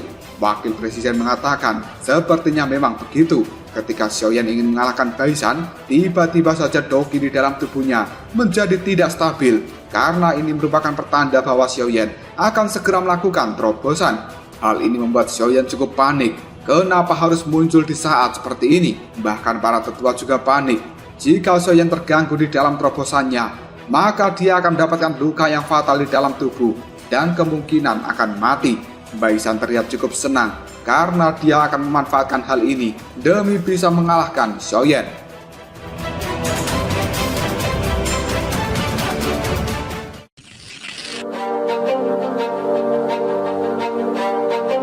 Melihat Xiaoyan dalam masa kritis karena akan melakukan terobosan, membuat Sun-er merapat. Dia pun menyuruh Xiaoyan untuk merobos dengan tenang, sementara urusan di tempat ini biar diurus oleh Xiao Sun-er saja. Xiaoyan berterima kasih banyak dan langsung mengambil posisi untuk fokus melakukan terobosan. Baisan yang cukup licik tidak ingin membiarkan Xiaoyan bisa menerobos. Dia pun mengajak Hu Jia dan juga Wu Hao bekerja sama untuk menggagalkan terobosan dari Xiaoyan. Karena jika sampai berhasil, maka posisi mereka akan tergeser dan kemungkinan tidak akan mampu menghadapi kekuatan dari Xiaoyan. Akibat provokasi dari Baisan, Hu Jia dan juga Wu Hao pun setuju. Namun Sun-er tidak akan pernah membiarkan mereka mengganggu terobosan dari Xiaoyan.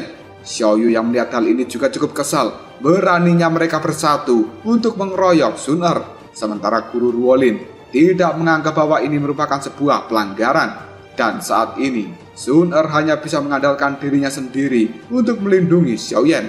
Para tetua juga cukup cemas, tapi bagaimanapun juga mereka tidak melanggar aturan. Jadi para tetua tidak bisa ikut campur di dalam pertarungan ini. Menurut mereka, Xiaoyan hanya bisa mengandalkan diri sendiri. Pertarungan segera dimulai. Sun-er dengan telapak emasnya mengalahkan Kroco-Kroco dengan sekali pukulan. Setelah itu, dia melawan Wu Hao dan menghentikan serangan cambuk Hu Jia. Kesempatan ini pun dimanfaatkan oleh Baisan untuk melakukan serangan, namun Sun-er menghilang dan menghentikan pergerakan dari Baisan. Kali ini, Sun-er benar-benar harus bekerja keras menghadapi gempuran dari 3 orang yang dianggap cukup kuat di akademi bagian luar ini. Tidak lama kemudian Baisan mendapatkan celah untuk memberikan serangan pada Xiaoyan. Namun lagi-lagi Sun-er muncul di hadapan Xiaoyan untuk memberikan perlindungan. Hal ini membuat Baisan cukup kaget. Dia pun membelokkan serangan tombaknya dan menyerempet lengan Sun-er hingga berdarah. Kecerobohan Baisan itu membuat Hu Jia dan juga Wu Hao sangat marah karena Baisan telah beraninya melukai Sun-er. Namun Baisan mengelak karena dia akan memberikan serangan pada Xiaoyan. Namun tiba-tiba saja Sun-er muncul di hadapannya dan akhirnya serangan itu mengenai dirinya. Sun-er yang sudah marah pada mereka bertiga berniat mengeluarkan kekuatan penuh untuk mengakhiri pertarungan ini. Namun Xiaoyan yang sudah berhasil menerobos segera menggenggam tangan Sun-er dan dia akan mengurus masalah yang ada di tempat ini. Tidak perlu bagi Xiao Sun-er membuang-buang tenaga berlebih untuk menghadapi mereka bertiga.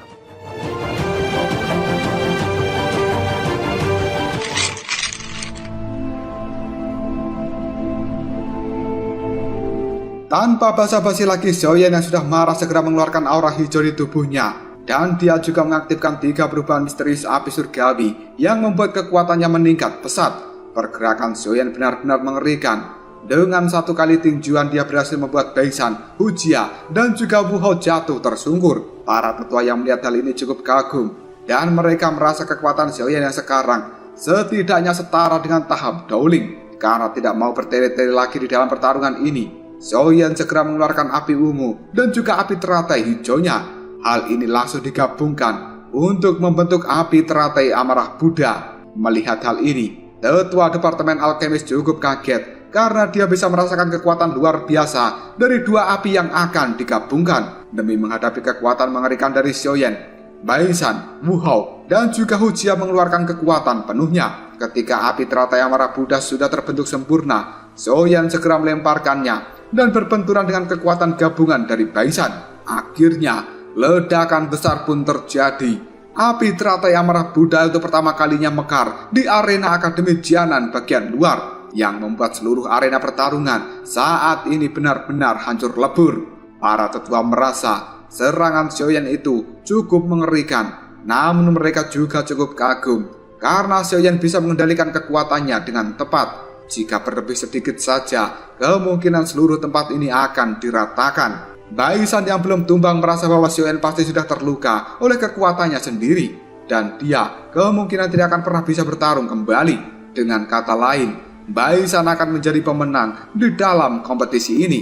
Namun semuanya di luar perkiraan dari Baisan, karena tiba-tiba saja Xiaoyan muncul di hadapannya dan memberikan serangan yang membuat Baisan, Hu Jia, dan Wu Hao langsung tumbang. Xiaoyan kemudian mengatakan, semua serangan ini adalah demi Xiao Sun Er. Jika trio Baisan tidak terima, silakan berdiri dan bertarung kembali. Namun kata-kata Xiaoyan itu tidak ada tanggapan dari trio Baisan, yang kemudian Xiaoyan mengatakan pada para tetua, seharusnya pertarungan ini sudah berakhir dan silakan umumkan pemenangnya. Tetua pun segera maju dan mengatakan 5 besar telah didapatkan. Xiaoyan menjadi juara pertama di dalam kompetisi ini. Semuanya bersorak gembira karena tidak ada yang bisa menyangka bahwa Xiaoyan yang merupakan pendatang baru ternyata cukup mengerikan.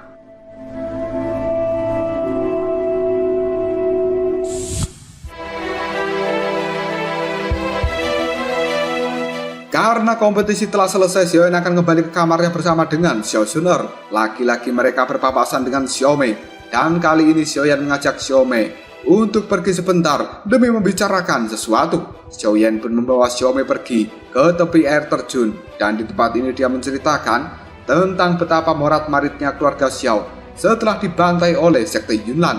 Xiaoyan berjanji akan membalas seluruh tindakan mereka. Namun untuk saat ini, Xiaoyan menyuruh Xiaomei untuk tidak pulang dulu, supaya bertahan di tempat ini sampai masalahnya benar-benar selesai. Xiaomei mengiyakan, dan dia percaya bahwa Xiaoyan pasti akan mampu menyelesaikan masalah ini. Selain itu, Xiaomei juga meminta maaf untuk kejadian dari masa lalu. Namun Xiaoyan menyuruh Xiaomei untuk tidak membahas hal itu lagi, karena itu semua hanyalah kenakalan di masa kecil. Mereka semua sekarang sudah dewasa dan tidak perlu memikirkan kejadian dari masa lalu. Xiaoyan juga menyuruh Xiaomei untuk tidak sungkan.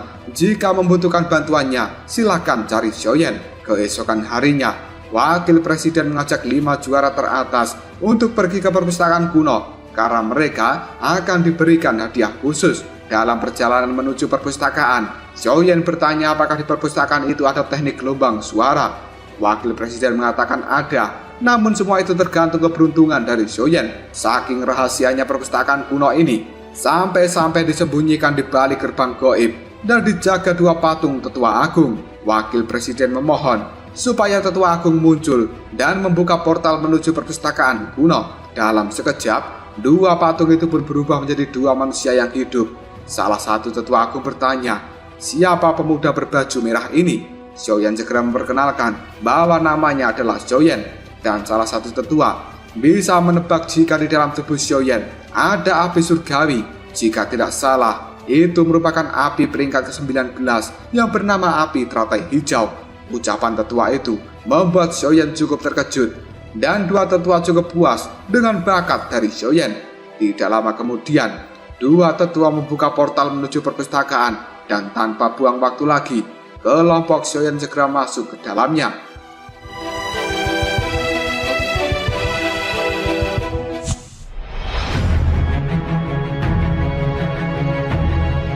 Lima orang saat ini sudah berada di dalam perpustakaan kuno. Mereka cukup kebingungan karena tempat ini cukup gelap.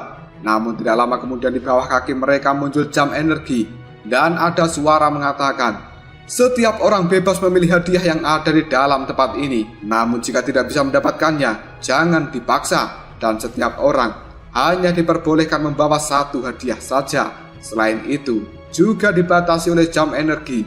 Jika sampai jam energi padam, artinya waktu berburu hadiah juga telah berakhir. Dan secara otomatis, semua orang akan segera dikirim keluar dari tempat ini. Karena tidak ingin membuang waktu, Xiaoyan dan juga yang lainnya pun mulai bergerak untuk memburu hadiah. Awalnya semuanya cukup bingung di mana letak hadiah itu. Namun tiba-tiba saja ada sebuah gulungan yang terlindungi oleh energi khusus keluar dari dalam dinding yang langsung ditangkap oleh Sun Er. Pada akhirnya mereka pun menjadi paham jika hadiah itu akan keluar secara otomatis dari balik dinding dan mereka harus memburunya. Tidak lama kemudian banyak gulungan dengan berbagai warna mulai bertebaran. Baisan pun berhasil menangkap satu gulungan teknik yang cukup bagus. Namun dia gagal menembus energi pelindungnya dan meledak, membuat Baisan terlempar hingga menabrak dinding. Karena banyaknya gulungan membuat Xiaoyan cukup bingung untuk mencari barang yang tepat. Dan dia menyuruh Sun Er untuk berpencar supaya bisa menemukan gulungan yang cocok.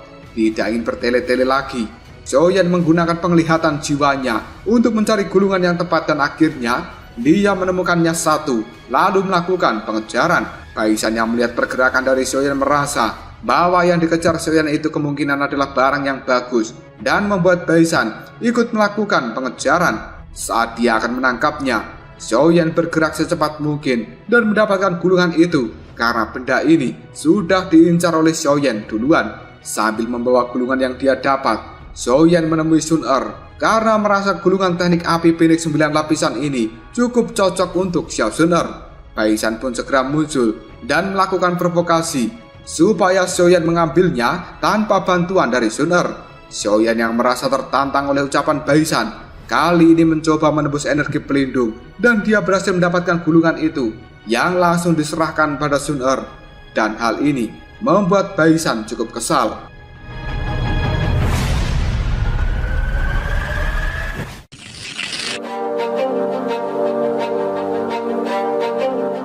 Sun Er yang mengetahui bahwa Xiaoyan sedang mencari teknik gelombang sonik, dia akan membantu untuk mencarinya. Sementara Xiaoyan akan merasakan teknik itu menggunakan penglihatan jiwanya. Sun Er segera berkeliling untuk mencari teknik gelombang sonik. Waktu pun terus berjalan, satu persatu api energi mulai padam. Baisan mendapatkan teknik yang cocok untuk dirinya. Begitu juga dengan Wu Hao dan juga Hu Jia. Sementara Sun Er masih belum mendapatkan teknik gelombang sonik untuk Xiaoyan. Dan Xiaoyan sendiri masih fokus dengan penglihatan jiwanya. Pada akhirnya api energi pada jam hanya tersisa satu buah. Melihat hal ini membuat Sun Er cukup panik, karena jika semua api menjadi padam, maka mereka akan segera dikirim keluar dari tempat ini. Sementara Xiaoyan belum mendapatkan apa yang dia inginkan.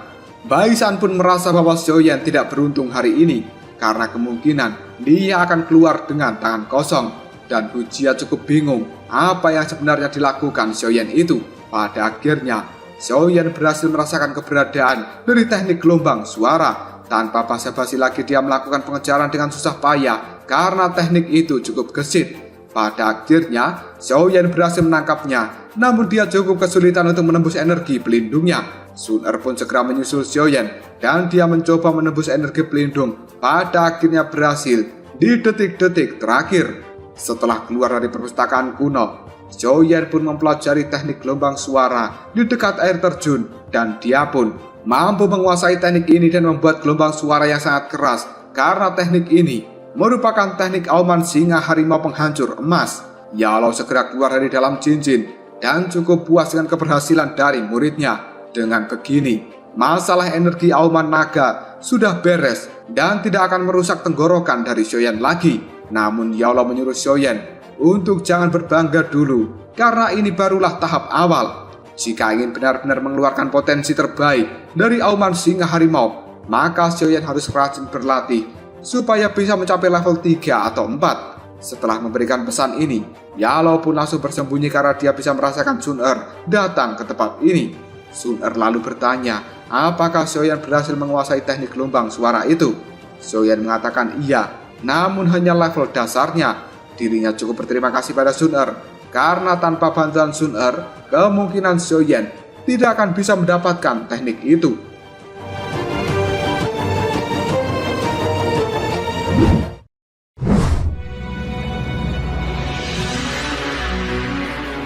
Malam harinya para tetua dan juga wakil presiden Akademi bagian luar mengirimkan 20 orang yang lolos kompetisi untuk berlatih di Akademi Jianan bagian dalam.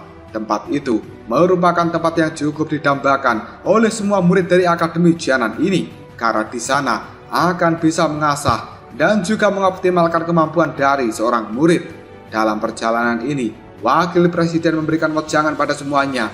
Tidak peduli seburuk apapun hubungan mereka di dalam Akademi bagian luar, namun ketika berada di dalam Akademi bagian dalam, mereka sebagai sesama murid baru harus selalu kompak dan melupakan perselisihan yang mereka lakukan selama ini. Setelah melakukan perjalanan semalam suntuk, akhirnya pagi harinya mereka sampai di perbatasan Akademi bagian dalam.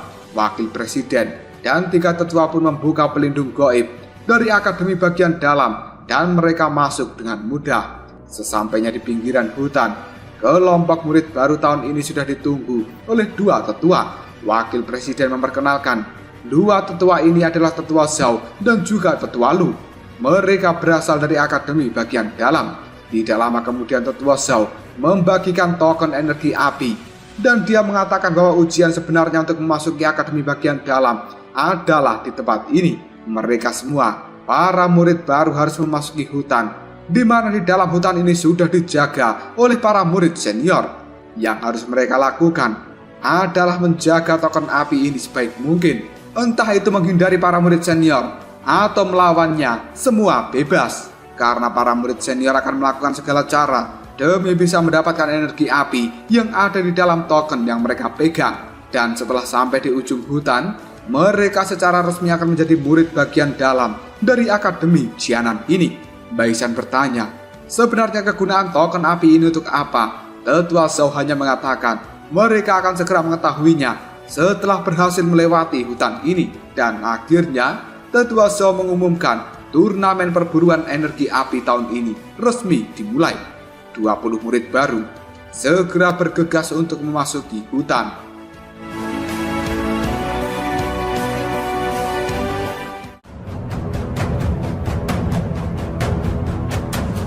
Lalu apakah yang akan terjadi selanjutnya? Apakah para murid baru akan berhasil lolos dari penargetan murid senior? Ataukah mereka yang akan bisa mengalahkan para senior itu? Jika kalian penasaran, tunggu aja jawabannya di next video. Ngobrol sob. Kita lanjut bahas PTTA Season 5 Part 4. Oke lah, gak usah banyak mang-ming-meng, kita langsung masuk aja ke pembahasan.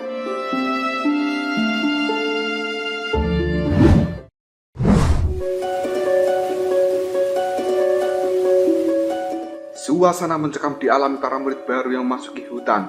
Mereka pada akhirnya mendapatkan serangan dari tim Heisa dan dengan mudah dikalahkan. Xiaoyan dan juga yang lainnya hanya bisa melihat dari balik batu karena kekuatan dari tim senior itu cukup menakutkan. Tidak lama kemudian, pimpinan tim Heisa pun muncul dan menyerap energi api dari token murid-murid senior. Setelah itu, mereka pun pergi dari tempat ini. Baisan sudah tidak sabar untuk melakukan pergerakan, namun Xiaoyan menyarankan untuk tidak terburu-buru. Apalagi Xiaoyan tahu bahwa pimpinan dari tim Heisa itu merupakan seseorang yang berada di tahap Dowling. Jika bertemu mereka dan melakukan pertarungan 1 lawan 1, jelas akan terasa sangat berat. Xiaoyan pun menyarankan untuk membentuk sebuah tim saja, namun Wu Hao bingung. Jika membentuk tim, maka siapa yang akan menjadi ketuanya? Karena selama ini mereka jarang bergerak secara tim dan lebih banyak mengandalkan kekuatan individu. Semua orang hanya bisa terdiam, dan di saat Baisan akan mengajukan diri sebagai ketua, tiba-tiba saja Sun Er mengatakan jika dia lebih cocok Xiaoyan untuk menjadi ketuanya. Ujia dan juga Wu Hao setuju, karena ide membentuk tim ini disarankan oleh Xiaoyan, maka dia yang lebih cocok untuk menjadi ketuanya. Baisannya sebenarnya berat, terpaksa harus menerima keputusan dari rekannya dan setuju jika Xiaoyan menjadi ketua di dalam tim ini. Dan sebagai ketua, Xiaoyan pun berjanji tidak akan meninggalkan timnya ketika menghadapi masalah yang besar. Dan Xiaoyan juga menyarankan untuk melupakan konflik di antara mereka semua, karena saat ini mereka semuanya adalah tim, maka harus kompak dan juga solid. Jika tidak, maka tim ini pasti akan cukup kesulitan menghadapi kekuatan dari tim senior. Sun Er kemudian menyarankan untuk segera mencari tahu situasi kondisi dan juga informasi di dalam hutan ini. Baisan pun mengatakan yang lebih tahu informasi di tempat ini secara detail jelas para murid senior. Maka dari itu, tim ini harus bisa menyergap salah satu tim senior. Hal itu membuat Xiaoyan berpikir, jika semua murid senior sekuat tim Heisa, maka akan kesulitan untuk mendapatkan informasinya. Dan Xiaoyan memiliki ide untuk menyergap tim senior yang paling lemah. Xiaoyan menggunakan persepsi jiwanya untuk mencari tim senior dan mengukur kekuatan mereka. Jika menemukan tim senior yang dirasa lemah, maka tim milik Xiaoyan akan segera melakukan pergerakan yang kemudian menyergap mereka. Setelah itu, menggali informasi darinya. Untuk waktu yang cukup lama, Xiaoyan menggunakan penglihatan jiwanya namun belum berhasil menemukan tim senior yang cocok untuk diserang. Hal ini membuat Baisan sudah tidak sabar. Jika begini terus, kapan menyerangnya? Ujia menyuruh Baisan untuk bersabar, karena yang bisa mereka lakukan untuk saat ini hanyalah menunggu. Pada akhirnya, Xiaoyan menemukan tim senior yang cocok untuk diserang, dan mereka pun langsung bergerak.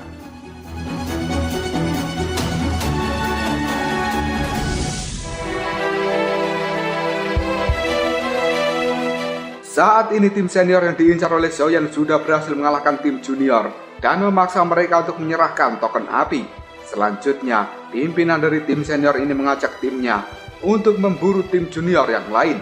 Namun Xiaoyan dari atas pohon segera berteriak bahwa tim junior yang mereka cari sudah ada di tempat ini. Tim senior itu meremehkan kekuatan dari tim Xiaoyan, bahkan menertawakannya dengan keras. Melihat kesombongan dari tim senior itu membuat Xiaoyan cukup muak. Dia menyuruh Ujia dan juga yang lainnya untuk menghajar mereka dan jangan dibiarkan satupun kabur dari tempat ini. Pada akhirnya pertarungan pun dimulai. Tim Xiaoyan dengan mudah mengalahkan tim senior dan mereka pun diinterogasi secara terpisah supaya tidak melakukan kebohongan. Dari hasil interogasi ini, tim Xiaoyan mendapatkan informasi bahwa murid senior yang berpartisipasi di dalam turnamen perburuan api ada 35 orang dan terbagi menjadi 7 tim. Dengan tiap timnya berisi 5 orang. Yang terkuat saat ini adalah tim Baisa dan juga tim Heisa. Tim Heisa berpakaian serba hitam dan mereka dipimpin oleh Sati. Sementara tim Baisa berpakaian serba putih yang dipimpin oleh Woho. Selama beberapa tahun ini tidak ada satupun murid junior yang mampu mengalahkan mereka. Sementara kegunaan dari energi api di dalam token ibarat sebuah mata uang untuk pembayaran supaya bisa digunakan untuk berkultivasi di dalam menara pembakar langit. Dengan begitu, kekuatan mereka akan bisa meningkat dengan cepat. Selain itu, setiap bulannya di Akademi Bagian Dalam, setiap murid akan diberikan energi api untuk digunakan berlatih selama 7 hari di dalam menara pembakar langit. Selain itu, cara lain untuk bisa mendapatkan energi api itu adalah dengan membantu bersih-bersih menara, menyalin gulungan, berburu monster, ataupun menantang murid lain. Dan cara yang paling cepat untuk mendapatkan energi api adalah dengan masuk daftar terkuat di Akademi Bagian Dalam. Dengan begitu, tidak perlu lagi cemas akan energi api ini. Xiaoyan kemudian menyerap energi api yang ada di dalam token milik seniornya.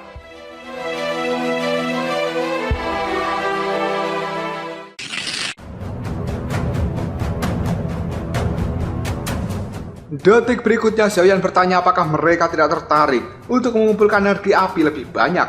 Ujia dan juga Wu Hao sangat tertarik karena bisa berlatih lebih lama di dalam menara pembakar langit adalah impian mereka supaya bisa dengan cepat naik level. Melihat hal ini, Xiaoyan menyarankan untuk mengambil resiko dengan memburu tim senior, dan ide dari Xiaoyan disetujui oleh kelompoknya. Mereka pada akhirnya mulai bergerak, di mana mangsa kini telah berubah menjadi pemburu. Pada akhirnya, tim Xiaoyan menemukan tim senior lain. Mereka pun melakukan pertarungan dengan cukup sengit, yang kemudian berhasil mengalahkan tim senior itu, lalu menyerap energi api di dalam tokennya. Tetua Xiaoyan mengawasi hal ini cukup puas, karena tidak menyangka Xiaoyan yang merupakan murid junior cukup berani untuk memburu murid-murid senior. Sementara Tetua Lu, dia mengatakan jika sebelumnya juga ada murid junior yang cukup berani seperti yang dilakukan Xiaoyan saat ini. Namun pada akhirnya mereka berhasil dikalahkan oleh senior dari akademi bagian dalam ini. Dan Tetua Lu merasa jika Xiaoyan mungkin akan memberikan kejutan bagi murid-murid baru tahun ini. Luo Hou sebagai pimpinan dari tim Baisa masih dengan santai nongkrong di tempat ini dan mendengarkan pembicaraan dari Tetua Zhao dan juga Tetua Lu. Dia pun mulai mewaspadai Xiaoyan dari sekarang. Malam harinya ada tim senior lain yang sedang berkemah, sementara tim Xiaoyan mengawasi dari jarak yang cukup jauh karena sudah menargetkan mereka. Namun ketika tim Xiaoyan bergerak, tim senior itu sudah menghilang dari tempat perkemahan mereka, dan saat ini tim Xiaoyan berpencar untuk melakukan pengejaran pada tim senior itu. Hal ini membuat Xiaoyan cukup khawatir karena merasa ada yang salah dengan pergerakan dari tim senior. Dan benar saja, senior itu memang sengaja memisahkan tim dari Xiaoyan. Dengan begitu, mereka bebas memberikan serangan yang saat ini membuat Wu Hou dan juga Hu Jia terluka. Saat mereka berdua di dalam bahaya, Xiaoyan pun muncul tepat waktu.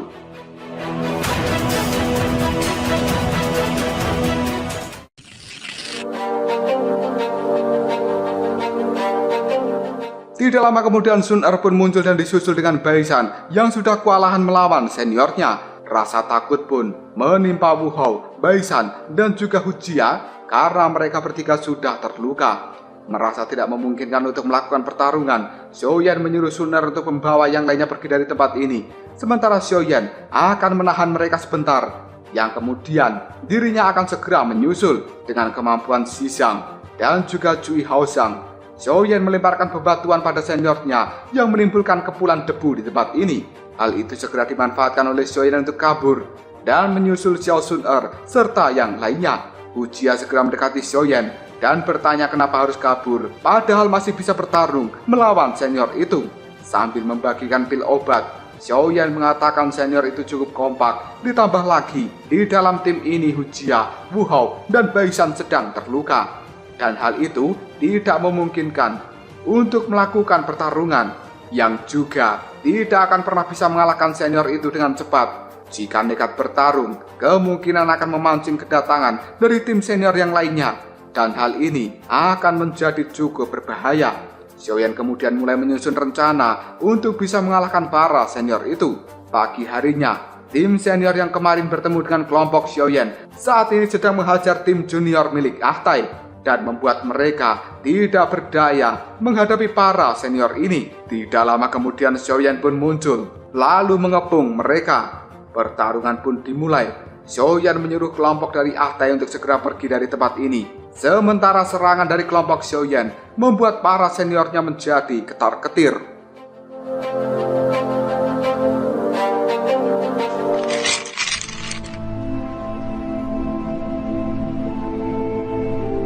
Merasa tidak mampu melawan kelompok dari Xiaoyan, pimpinan dari tim senior ini menyuruh mereka untuk berpencar dan memecah belah kekuatan dari kelompok Xiaoyan. Mereka juga akan menjalankan rencana seperti yang dilakukan kemarin ketika mengalahkan kelompok dari Xiaoyan ini. Pada akhirnya, tim senior mulai berpencar dan tim Xiaoyan juga langsung menyebar untuk melakukan pengejaran. Pimpinan dari tim senior ini dikejar oleh Hu Jia dan juga Sun Er. Tidak lama kemudian, pimpinan itu pun memberikan kode pada rekannya yang ada di balik batu untuk melakukan serangan penyergap. Namun tidak ada respon dari rekannya itu, karena ternyata senior yang berada di balik batu kali ini sudah pingsan.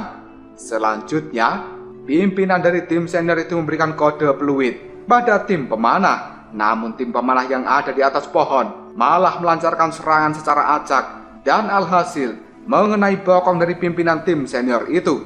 Hal ini langsung ditertawakan oleh Hu Jia dan juga Sun Er, yang ternyata pemanah juga telah pingsan dan terjatuh dari atas pohon. Pimpinan tim senior benar-benar kaget sebenarnya apa yang telah terjadi. Saat pimpinan senior akan kabur, Xiaoyan pun segera muncul dan memberikan tendangan yang cukup keras, membuatnya terpental. Tidak lama kemudian datanglah Wu Hou dan juga Baisan yang melemparkan dua senior yang lainnya.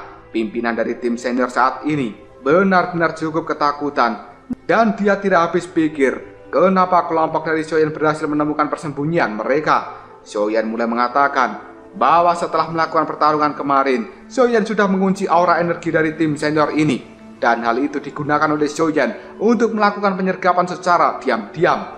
Senior itu tidak menyangka bahwa semuanya akan menjadi seperti ini. Namun dia yang tidak mau kalah dari tim Xiaoyan masih mencoba untuk melakukan perlawanan, yang pada akhirnya pertarungan dengan Xiaoyan pun terjadi. Dengan doki kayunya, senior itu melemparkan batu raksasa dan dengan mudah dihancurkan oleh Xiaoyan. Pada akhirnya, pedang berat milik Xiaoyan itu mengenai tubuh dari senior, yang membuatnya terpental, kemudian jatuh tidak berdaya.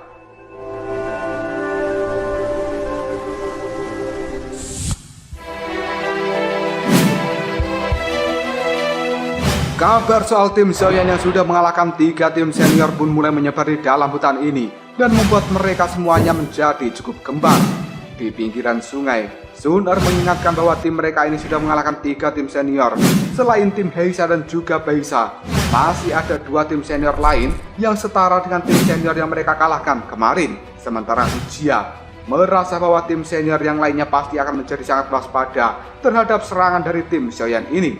Selain itu, ada kemungkinan 2 tim senior yang lain selain tim Heisa dan juga Beisa mungkin akan bergabung supaya mereka bisa mengalahkan tim dari Xiaoyan. Mendengar ucapan dari Uchiha itu, Xiaoyan merasa bahwa tim junior yang kalah tidak akan didiskualifikasi. Maka dari itu, akan lebih bagus jika berhasil mengumpulkan mereka, yang kemudian membentuk kekuatan yang baru untuk melawan tim senior yang tersisa. Baisan kurang setuju, karena kekuatan tim senior itu tidak bisa diatasi hanya dengan mengandalkan jumlah. Sementara Xiaoyan mengatakan untuk tidak meremehkan kekuatan dari tim junior. Bagaimanapun juga, mereka yang berhasil masuk dalam 20 besar dan sampai di tempat ini merupakan individu terkuat di akademi bagian luar. Dengan menggabungkan kekuatan mereka, akan lebih mudah untuk menghadapi tim senior yang tersisa. Wu Hao tidak keberatan dengan saran dari Xiaoyan, sementara Uchiha juga ikut saja karena Xiaoyan adalah ketuanya. Maka setiap keputusan yang dia ambil, Uchiha akan ikut. Percakapan dari kelompok Xiaoyan ini secara diam-diam didengar oleh kelompok Ah Tai yang bersembunyi dari balik pohon. Mereka segera keluar, yang kemudian berterima kasih atas bantuan dari Xiaoyan. Karena sudah mendengar rencana besar dari Xiaoyan, Ah Tai pun bertanya apakah mereka bisa bergabung untuk keluar bersama-sama dari dalam hutan ini. Tanpa basa-basi lagi, Xiaoyan mengatakan boleh. Sambil membagikan pil obat, Xiaoyan pun membutuhkan bantuan dari Ah Tai untuk menyebarkan berita soal penggabungan seluruh tim junior. Tidak menunggu waktu yang lama, tim Ah Tai pun mulai mencari tim junior lain dan menyampaikan keinginan dari Xiaoyan untuk menggabungkan kekuatan mereka semua. Hal ini membuat tim junior segera berkumpul dan juga merapat pada tim Xiaoyan. Ah Tai juga menyampaikan bahwa dia sudah menarik perhatian dari 2 tim senior yang kemungkinan mereka akan segera sampai di tempat ini. Tim junior yang ada di tempat ini pun mulai bersembunyi dan hanya tersisa tim milik Xiaoyan.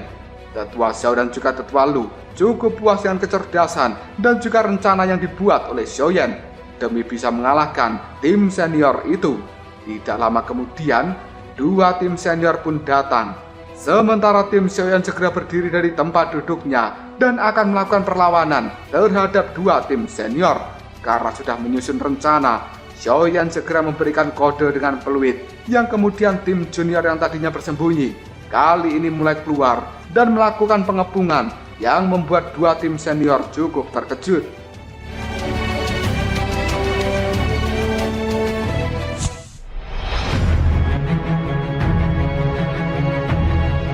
Dua tim senior tidak menyangka bahwa Xiaoyan akan memiliki keberanian dan juga taktik seperti ini untuk melawan mereka. Bagaimanapun juga, harga diri dari seorang senior lebih tinggi dan mereka tidak mau kalah dengan tim junior. Xiaoyan menyuruh Sun Er dan juga Uchiha membantu yang lainnya melawan anak buah dari tim senior. Sementara Baisan akan melawan senior berpedang, Xiaoyan melawan senior rambut putih, dan Wu Hao melawan senior berbadan besar. Pertarungan pun terjadi. Kecepatan dari senior rambut putih itu cukup mengerikan, membuat Xiaoyan sedikit kewalahan. Sementara Baisan sudah menggunakan tornado petirnya untuk melawan senior berpedang, dan Wu Hao pun juga beradu pukulan dengan senior berbadan kekar. Di sisi lain, Sun Er dengan mudahnya mengalahkan anak buah dari tim senior. Selanjutnya dia bergerak dengan cepat untuk membantu Ah Tae yang sedang dalam bahaya. Sementara Hujia dengan cambuknya juga dengan mudah menghajar tim senior. Dalam pertarungan Xiaoyan saat ini, senior rambut putih melemparkan pisau dengan jumlah yang cukup banyak, kemudian mengambil ancang-ancang untuk melakukan penyerangan dengan kecepatan yang tinggi. Namun serangan itu bisa diatasi dengan mudah oleh Xiaoyan menggunakan auman singa harimau.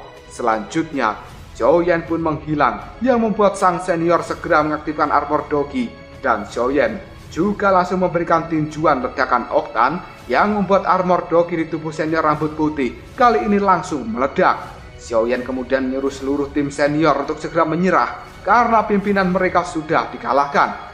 Namun mereka malah mengajak yang lainnya untuk mengeroyok Xiaoyan, dan Xiaoyan pun berhasil menumbangkan mereka dengan mudah. Di sisi lain, Baisan sudah berhasil mengalahkan senior berpedang, dan Wu Hao juga dengan brutal menghajar senior berbadan kekar. Kemenangan mutlak pun pada akhirnya menjadi milik tim junior.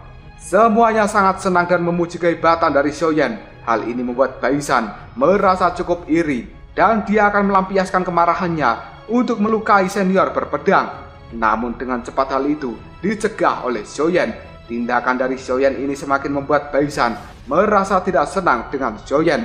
Selanjutnya, Xiaoyan memberikan obat penyembuh luka pada senior berpedang, dan kemudian senior rambut putih mengakui kekalahan dengan lapang dada. Selain itu, senior rambut putih juga mengingatkan bahwa Xiaoyan jangan merasa senang dulu, karena masih ada dua tim terkuat yang harus mereka lawan untuk bisa memenangkan turnamen perburuan api ini. Dua tetua yang mengawasi jalannya turnamen ini cukup puas dengan kemampuan Xiaoyan yang luar biasa. Tetua Zhao kemudian menyuruh Tetua Lu untuk meminta informasi tentang Xiaoyan dari Hugan, karena merasa melihat bakat luar biasa dari seorang Xiaoyan. Jika dilatih dengan benar, kemungkinan bocah itu akan menjadi 10 besar di Akademi Jianan bagian dalam.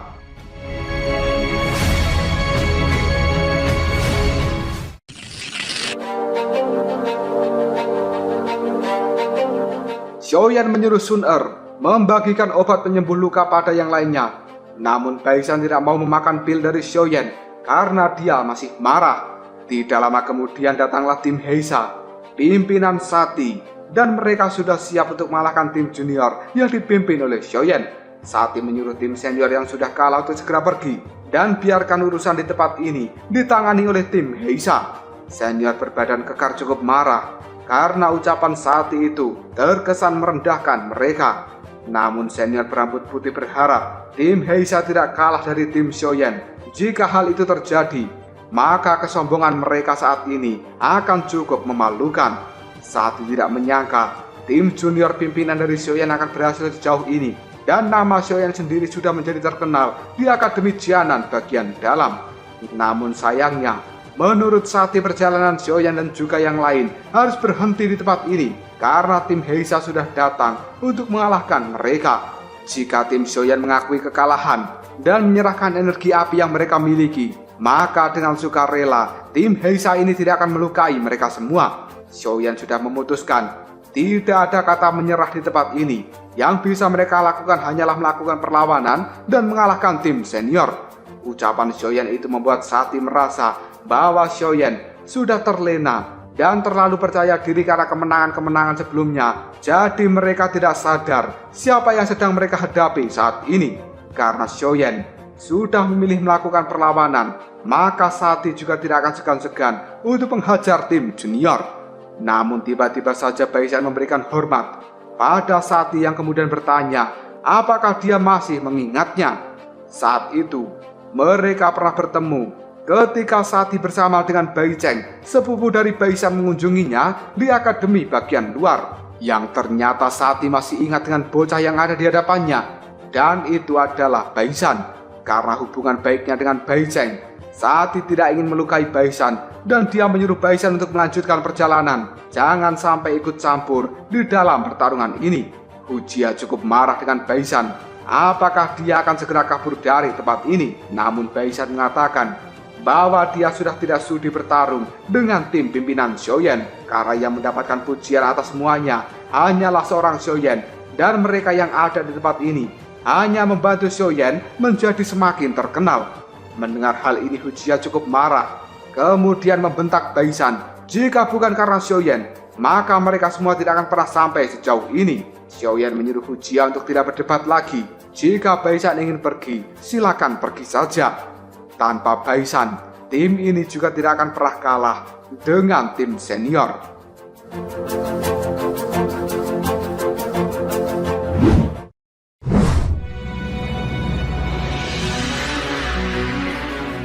Baisan pun mengatakan mereka semuanya sangat bodoh jika masih mau bersama dengan Xiaoyan.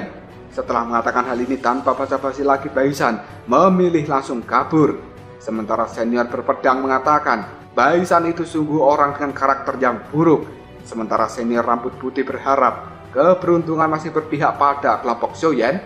Setelah mengatakan hal ini, senior berambut putih mengajak timnya untuk segera meninggalkan tempat ini karena sudah tidak ada urusan lagi. Mereka sudah kalah dan secara otomatis sudah tereliminasi. Seluruh murid junior yang ada di tempat ini terlihat cukup ketakutan. Sementara Xiaoyan berjanji bahwa dirinya akan membawa seluruh murid junior lolos di dalam turnamen ini. Seberapa kuat lawan yang mereka hadapi, Xiaoyan tidak akan pernah mundur. Detik berikutnya Xiaoyan menyuruh Sun Er dan juga Hujia melawan anggota tim Heisa. Sementara Xiaoyan sendiri akan melawan Sati. Tidak ingin buang-buang waktu lagi, pertarungan pun dimulai. Sati dengan beringas memberikan serangan pada Xiaoyan dan akhirnya duel sengit pun terjadi. Xiaoyan merasa doki milik Sati ini cukup kuat untuk pertarungan jarak dekat dengan tangan kosong. Pada akhirnya, dengan pergerakan yang cukup lincah, Xiaoyan memutari tubuh Sati dan dia akan memberikan ledakan oktan dari arah belakang. Namun Sati mampu membaca pergerakan dari Xiaoyan yang kemudian memberikan pukulan yang membuat Xiaoyan terpental hingga menabrak batu besar. Sati pun menyuruh Xiaoyan untuk menunjukkan kemampuan yang sebenarnya. Merasa tertantang dengan ucapan itu, Xiaoyan segera mengeluarkan api hijaunya yang membuat Sati cukup kaget. Demi menghadapi kekuatan api milik Xiaoyan, Sati pun segera mengaktifkan armor Doki dan merasa Xiaoyan tidak akan pernah mampu menghancurkan armor ini. Dengan pergerakan yang lincah, Xiaoyan melakukan pertarungan yang kemudian mereka berdua pun adu tinjuan. Xiaoyan berhasil membuat retak sedikit armor milik Sati. Mengetahui hal ini, Sati merasa tidak percaya, namun Xiaoyan kembali meluncur dan akan memberikan serangan lanjutan.